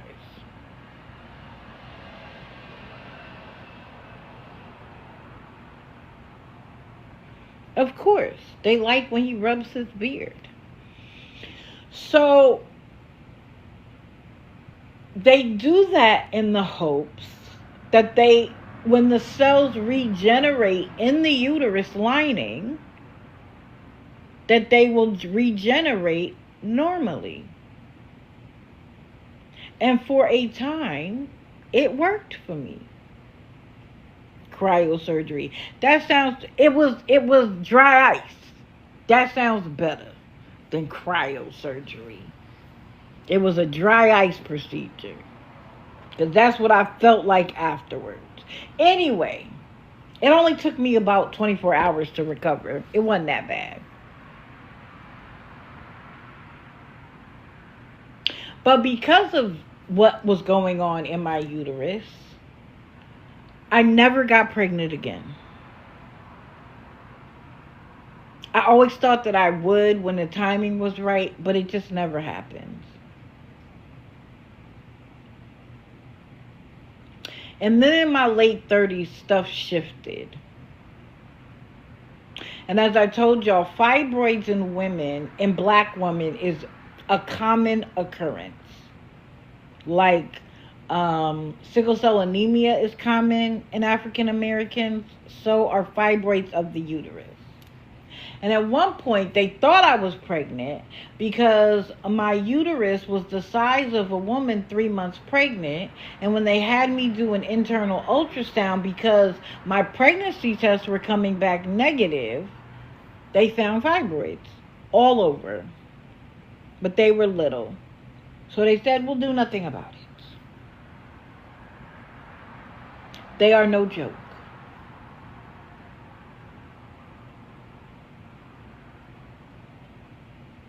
I want to say 15 years went by. No. Yeah. Almost close to 20 years went by when it finally became unbearable. And I was like, I can't. Something has to change. And I got another internal ultrasound and a pap smear, which is what they do. And my cells were abnormal, precancerous again. But now my fibroids had joined together. And I had the size of an orange, no. I want to say a grapefruit.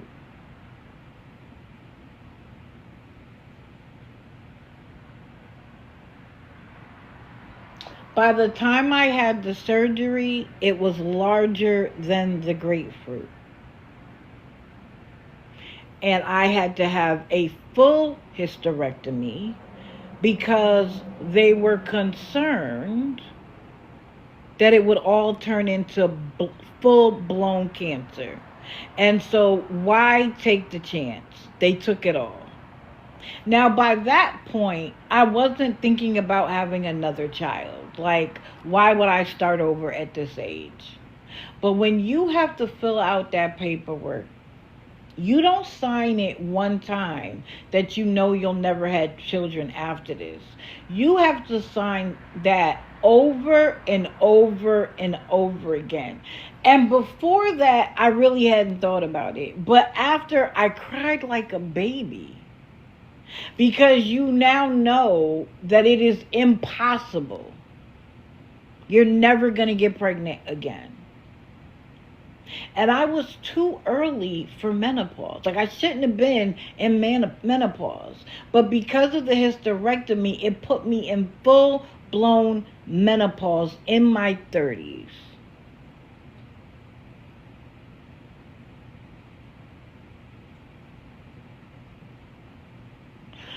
So, Tim and Angela, there are many of us that have had to go through the trauma of having to have a full hysterectomy and learning that we would never be mothers or never be mothers again. And it is traumatic. But I would never say I'm a cancer survivor. Never.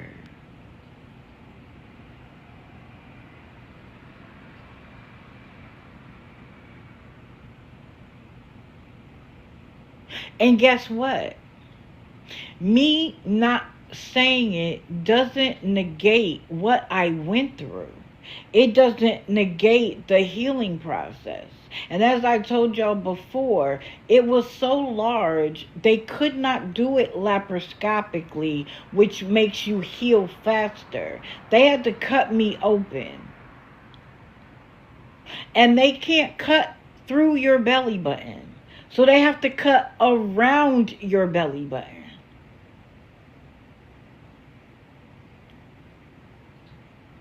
So my scar looks like a Y.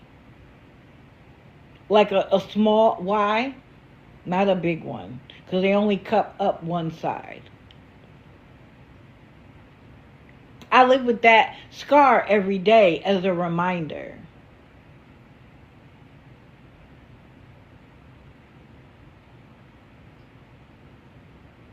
But you do what you do and say what you say to garner extra sympathy that's unnecessary.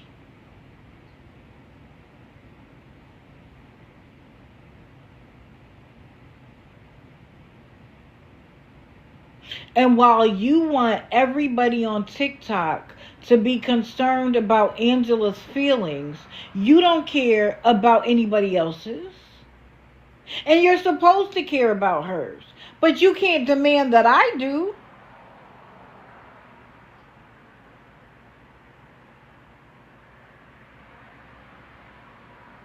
Correct. Who was that? Proud fire wife? Correct. And I'm sorry that you had to do that.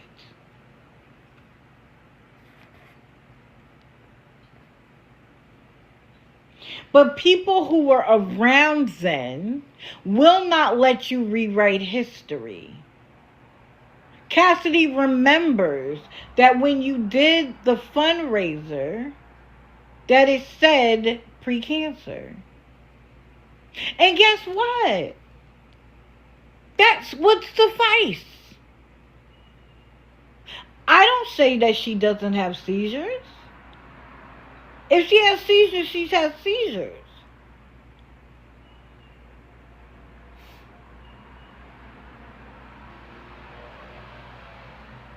Why does it matter to me if she has seizures or not?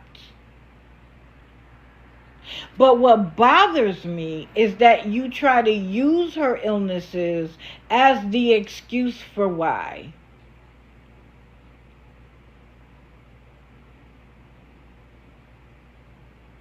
But that same excuse hadn't inspired you to fix it.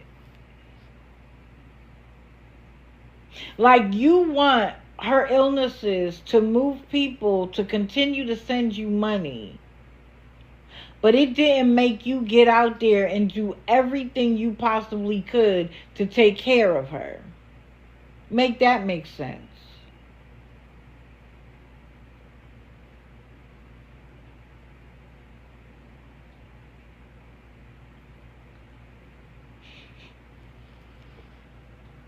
Wow, this took a long time.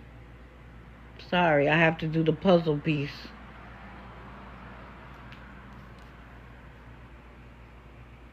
Your wife said that when she made the commitment to go clean that woman's home, she said $50 would be enough. She said it last night.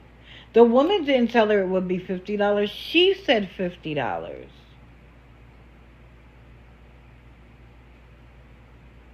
And again, when you make a commitment, you keep it. That's what adults do. That's adulting, if you weren't aware. The same way that when someone tells you they're going to send you money and you expect it, and when you don't get it, it's disappointing. And you wonder to yourself, why would somebody do that to me? Why would somebody say they were going to send me money and then they didn't, and they knew that we needed it? It's the same commitment when she said, yes, I will come clean your home because it's a way for me to contribute to our lifestyle. she should have kept that commitment.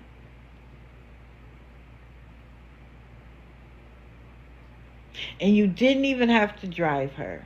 And I see people in the comments talking about she shouldn't have to go anywhere where she doesn't feel safe. What were they going to do? What were they going to do?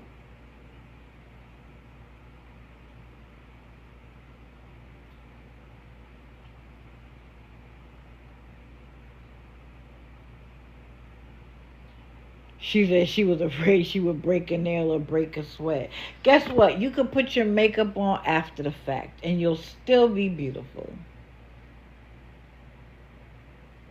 Tim, you need to build your wife's self-esteem so that she understands that makeup isn't required for her to be a beautiful woman.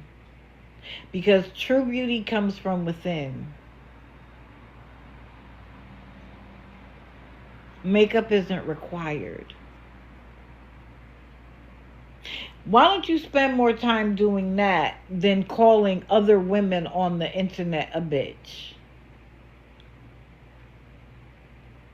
If you think that you intimidate a single person when you couldn't even respond to a man from an email,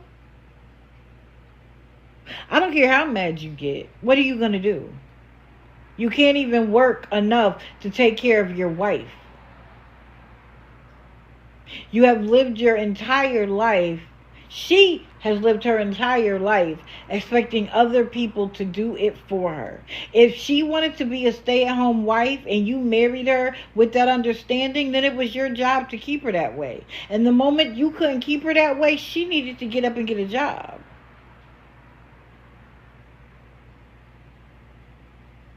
And if you're struggling with getting your wife Social Security and you guys actually believe she deserves it, call Bender and Bender. They're a good national Social Security attorney. They help a lot of people. Anybody who says to me, do you know a lawyer? I will always tell them Bender and Bender. They know how it works. Everywhere. Give them a call. And if they can't do it, they'll recommend somebody. But you say all of that, but she was able to work at McDonald's? When she had a shift at McDonald's, did she call in sick? When she didn't sleep very well? I don't remember her missing a shift.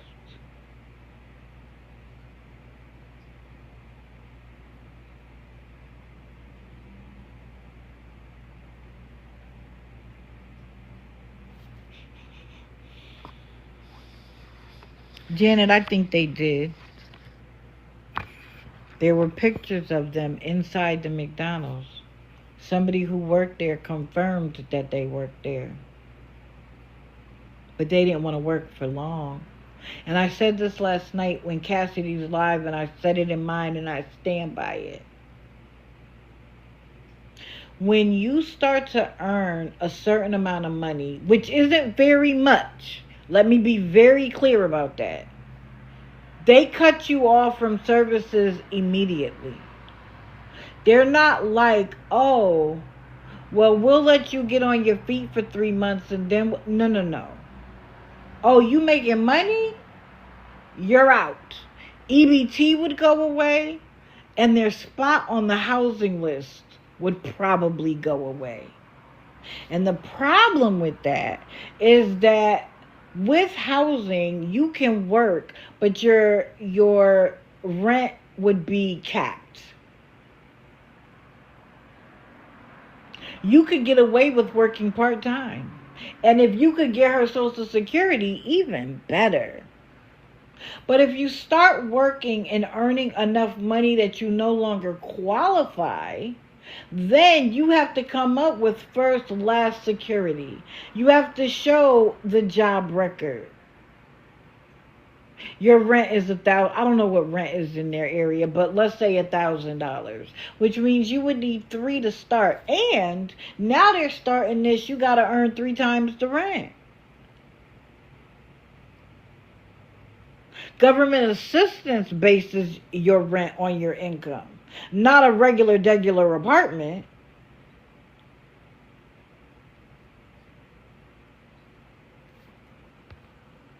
Correct, Social Scam Watch. And you know what I told y'all before? They're not going to stop you when it's $100. They're gonna let you keep going. Oh, Chris, welcome in, sir. Would you like a box?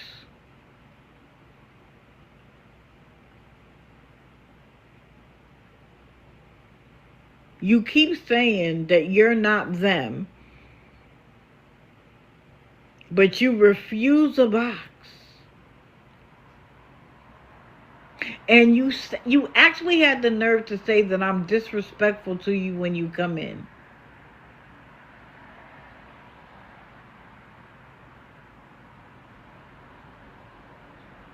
Are you here?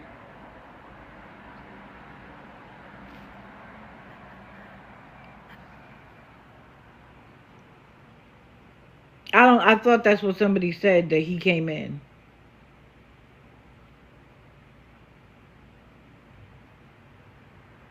Oh, I can get disrespectful. Don't worry. I just choose not to.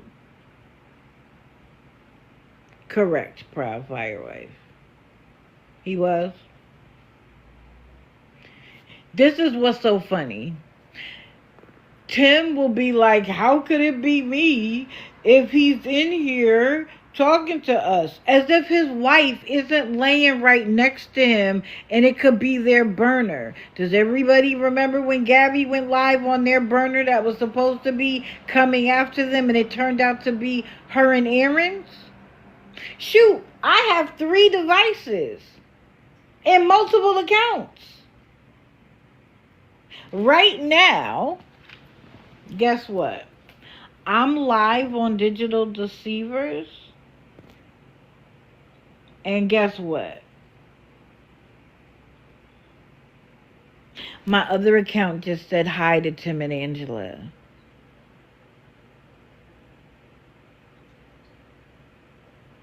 I'll even say hi to Steve Crick.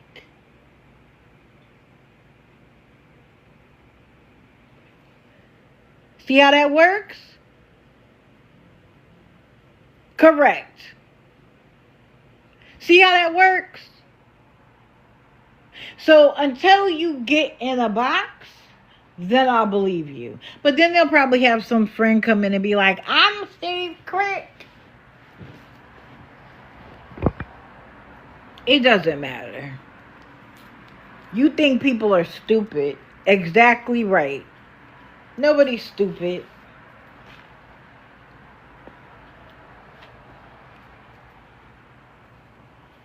So if you think I'm going to lay off, I'm not. I am proud that you got a job. I'm happy for you. And you don't got to worry. I'm not calling to find out. But I appreciate you leaving all of the breadcrumbs. Thanks. Because you know what? Somebody, not us, but somebody is going to call. Because you made sure you left enough breadcrumbs that there's somebody on here who doesn't care, who wants to see you homeless. So thanks. Because what you're going to do is you're going to blame us. Even though I would never. Thank you. I would never. So keep going. I see and hear everything you say. And that whole thing about you don't give consent, let me give you a lesson. Go to your Google machine and type in fair use.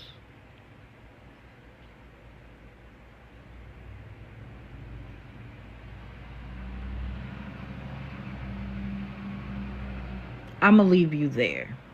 Because it's already 10:30 and I still got somebody else to do. And hers is going to take a long time.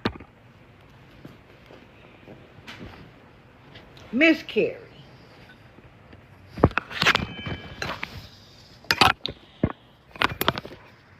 My master's degree was in business with a concentration in healthcare, but it's still a master's in business.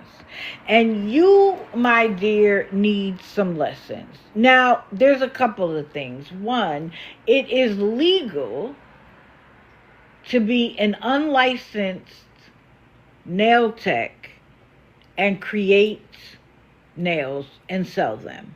I just want y'all to know that is a legal thing.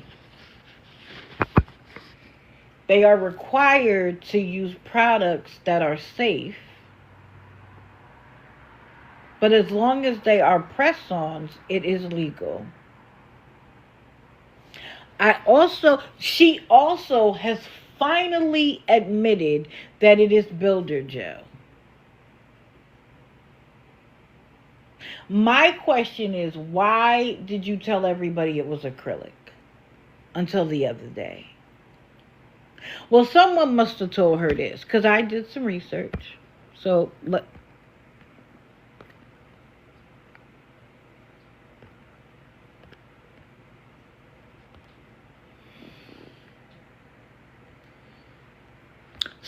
I did some research. These are the pros and cons of acrylic. The pros are they're hard and durable, they dry quickly, and they're strong, especially for long nail types. But the cons is they're brittle and flexible, they're heavy, they're more prone to lifting and damage, and there's a strong odor.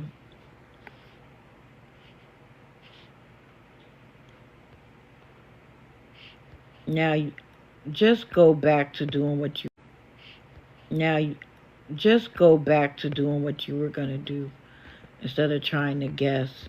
These are the pros and cons of builder gel. They're flexible, lightweight, smoother finish, easier to soak off, can be filled and reused. The con is that they require a UV light and it takes a slightly longer amount of time to apply than acrylic. So the verdict is that builder gel is better.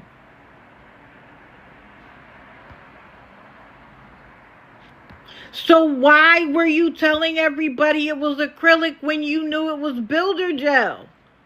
Suddenly now builder gel is better? So now you don't have a problem saying it? Ma'am.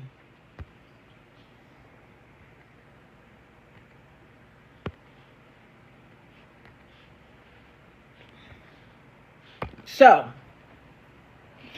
this is what you are not supposed to do when you're selling on TikTok. You are not supposed to beg and guilt trip viewers into taking care of your rent, your homelessness, or any personal hardship. It's manipulative and unprofessional.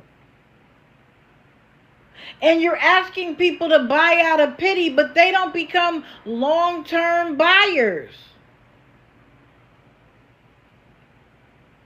And don't engage with the trolls.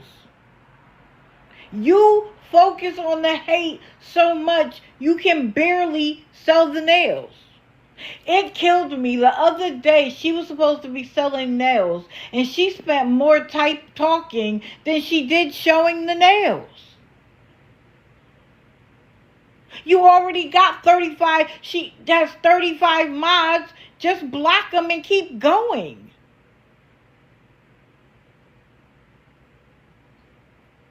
But she says she's not begging, that this is her job. When you are a professional, you don't start your presentation off with, where are my girls? I really need to pay my hotel for 2 days.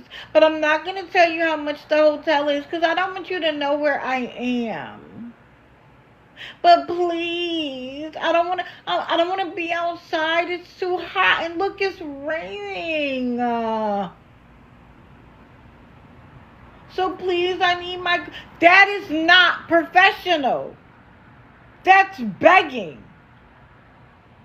And you get a little product at the end. And stop telling people they're going to get nails for free when they got to pay $20. And by the way, the people who pay the $20 when she says she's going to enter your name 4 times, and she's like, and I'll show you, she literally shows her phone for 2 seconds. You can't see that she put you in 4 times. She doesn't show you that. And she was like, it's the wheel, it's not me choosing, I promise. Somebody who starts their selling by begging, and you're going to believe her? Now, again, the nail designs she comes up with, some of them are beautiful. Are they worth $100 and $130? No. But she wants to live a certain lifestyle. And so that's what she wants to sell them for. She considers herself a celebrity stylist. The woman who does Cardi B's nails might get $130 a nail. She might even get more. But Carrie, you are a broke down, refuse to get a real job until this job pays you. You have poor reviews. Let me show you.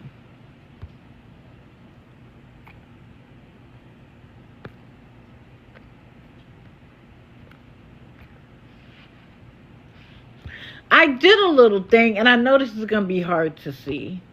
I did a little thing and said, these are the accounts she sells on. Let's see. Well, Carrie Walls, that has a red stop sign.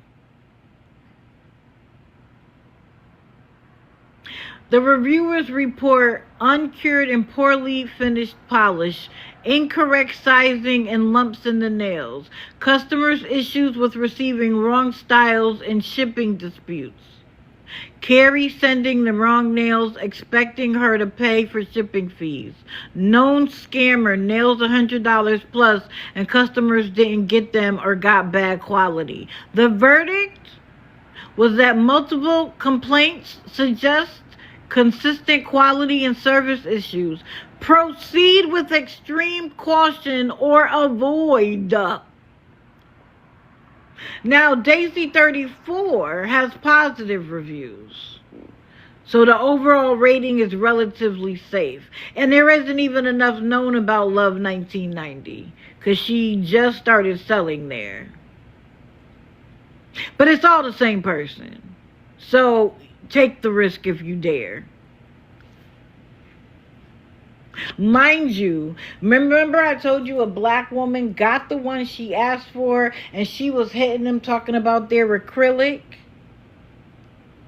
And Carrie reposted the video. So is it acrylic or builder gel? Because the woman's video says it's acrylic. I bet they do, boss mom. I could believe it. You know what I say? Until what you do pays all of your bills, it's a hobby. Now, I don't want you to not follow your dreams. But if you have to get on TikTok and start the presentation by begging, it's not working out. And she was like, guys, these nails took me for 4 hours. Well, do you expect not to pay your dues to get to that place? And do you think a Cardi B, shoot, who's a B-list actress or singer?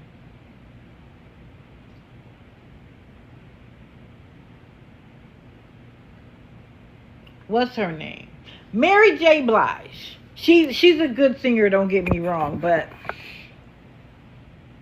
Do you think that if she's scrolling TikTok to see who's the latest and greatest nail designer, it's gonna start?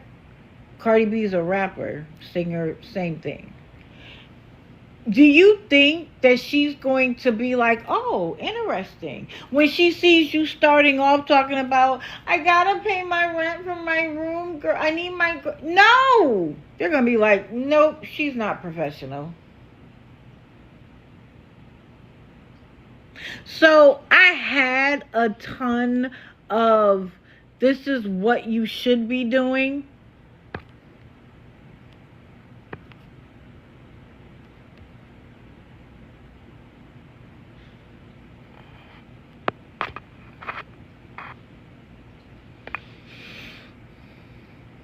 Stuff like create a memorable brand, optimize your TikTok bio. I had a whole 7 steps.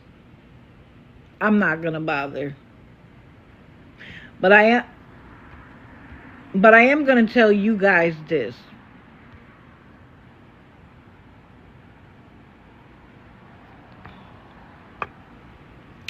Before you buy from anyone on TikTok, ask directly for photos or TikTok videos of completed sets and customer testimonials. Request sizing information and how they handle exchanges or refunds, because we know she doesn't. Pay via platforms with buyer protection, like the TikTok shop, Etsy, or PayPal goods and services. You notice how she only wants it to go through Venmo, and when it's CA, she's using somebody else's?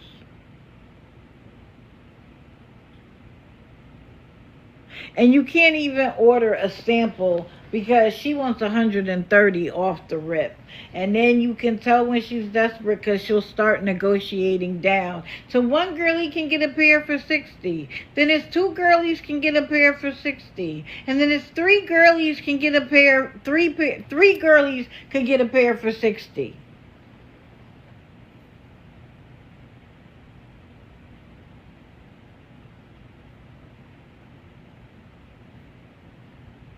So whether it's her or anybody else, be careful. And when the seller has a problem answering your questions, go find somebody else to do it.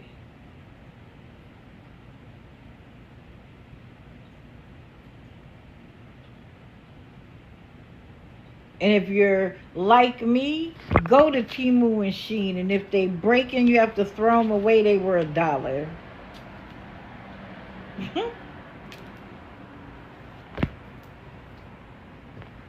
And they come with 25 nails, so if one breaks, I can get another one. If I lose one, I can get another one.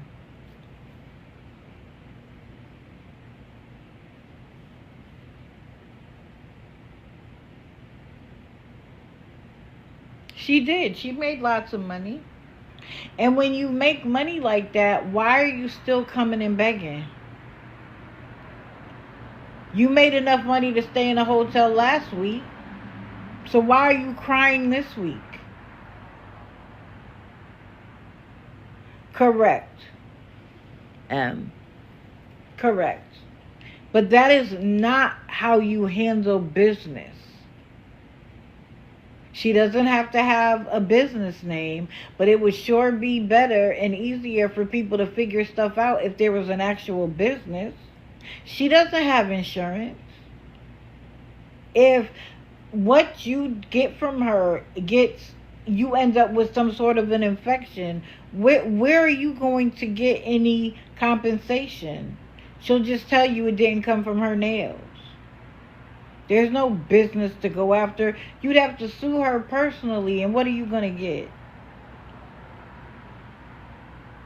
All of her nails and designs? What you going to do with that? She has nothing else. Well, what I would do is take her spray tan. Now that she's using the Walmart brand.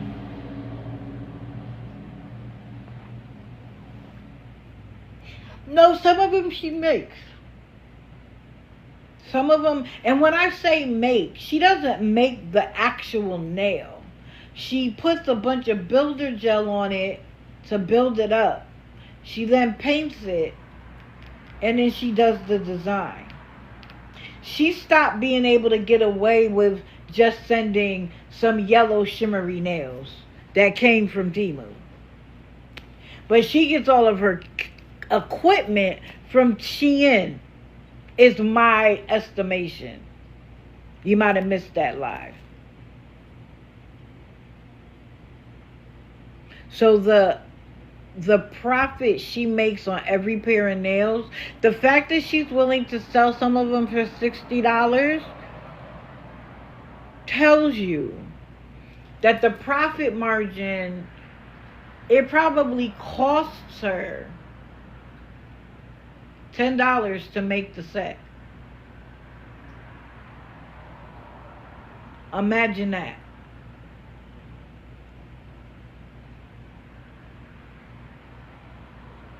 And they're not even sized to your nail bed specifically. You gotta pay extra for a custom pair. So when you want $130, you better be producing a $130 product. And I see people in there like, if you came into my shop, it would be $130. A, yes, I'm coming to your shop. B, that means you're licensed. C, that means you are putting them on my nails. I don't have to do a damn thing but sit there. So you have overhead expenses.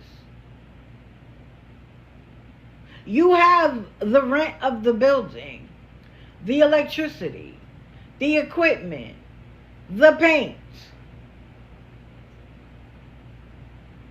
You have insurance to cover you in case of a problem. She has none of those things. So it is completely different for a person who does it in a salon. And it could be a salon in your home, but you're licensed. Than somebody who's playing around in a hotel room, who has some arts and crafts going.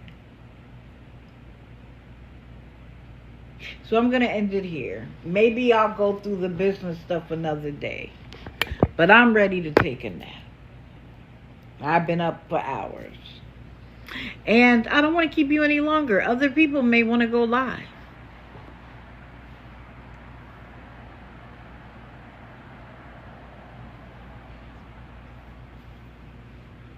You know it's bad when people who love her will just send her $30 rather than buy a pair of nails.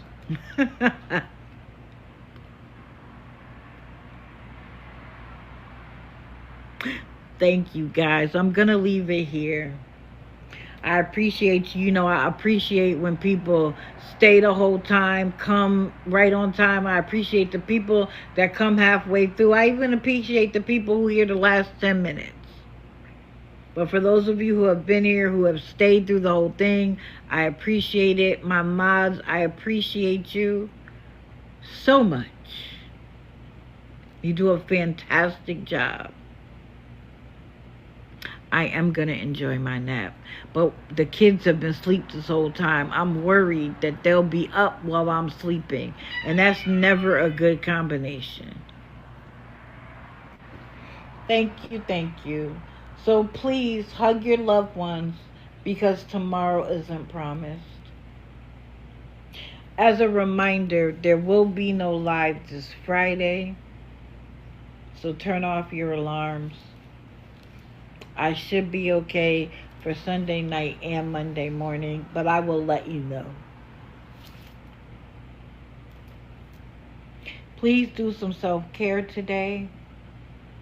I'm not going to go through the whole thing. If all you have is a minute, do the minute. I love y'all. Y'all inspire me to get up and do this every day. I appreciate you. And I will see you in the streets or Wednesday morning. Have a fantastic first day of the week. Forget about what happened last week. Make this week the best week of your life. I'm out.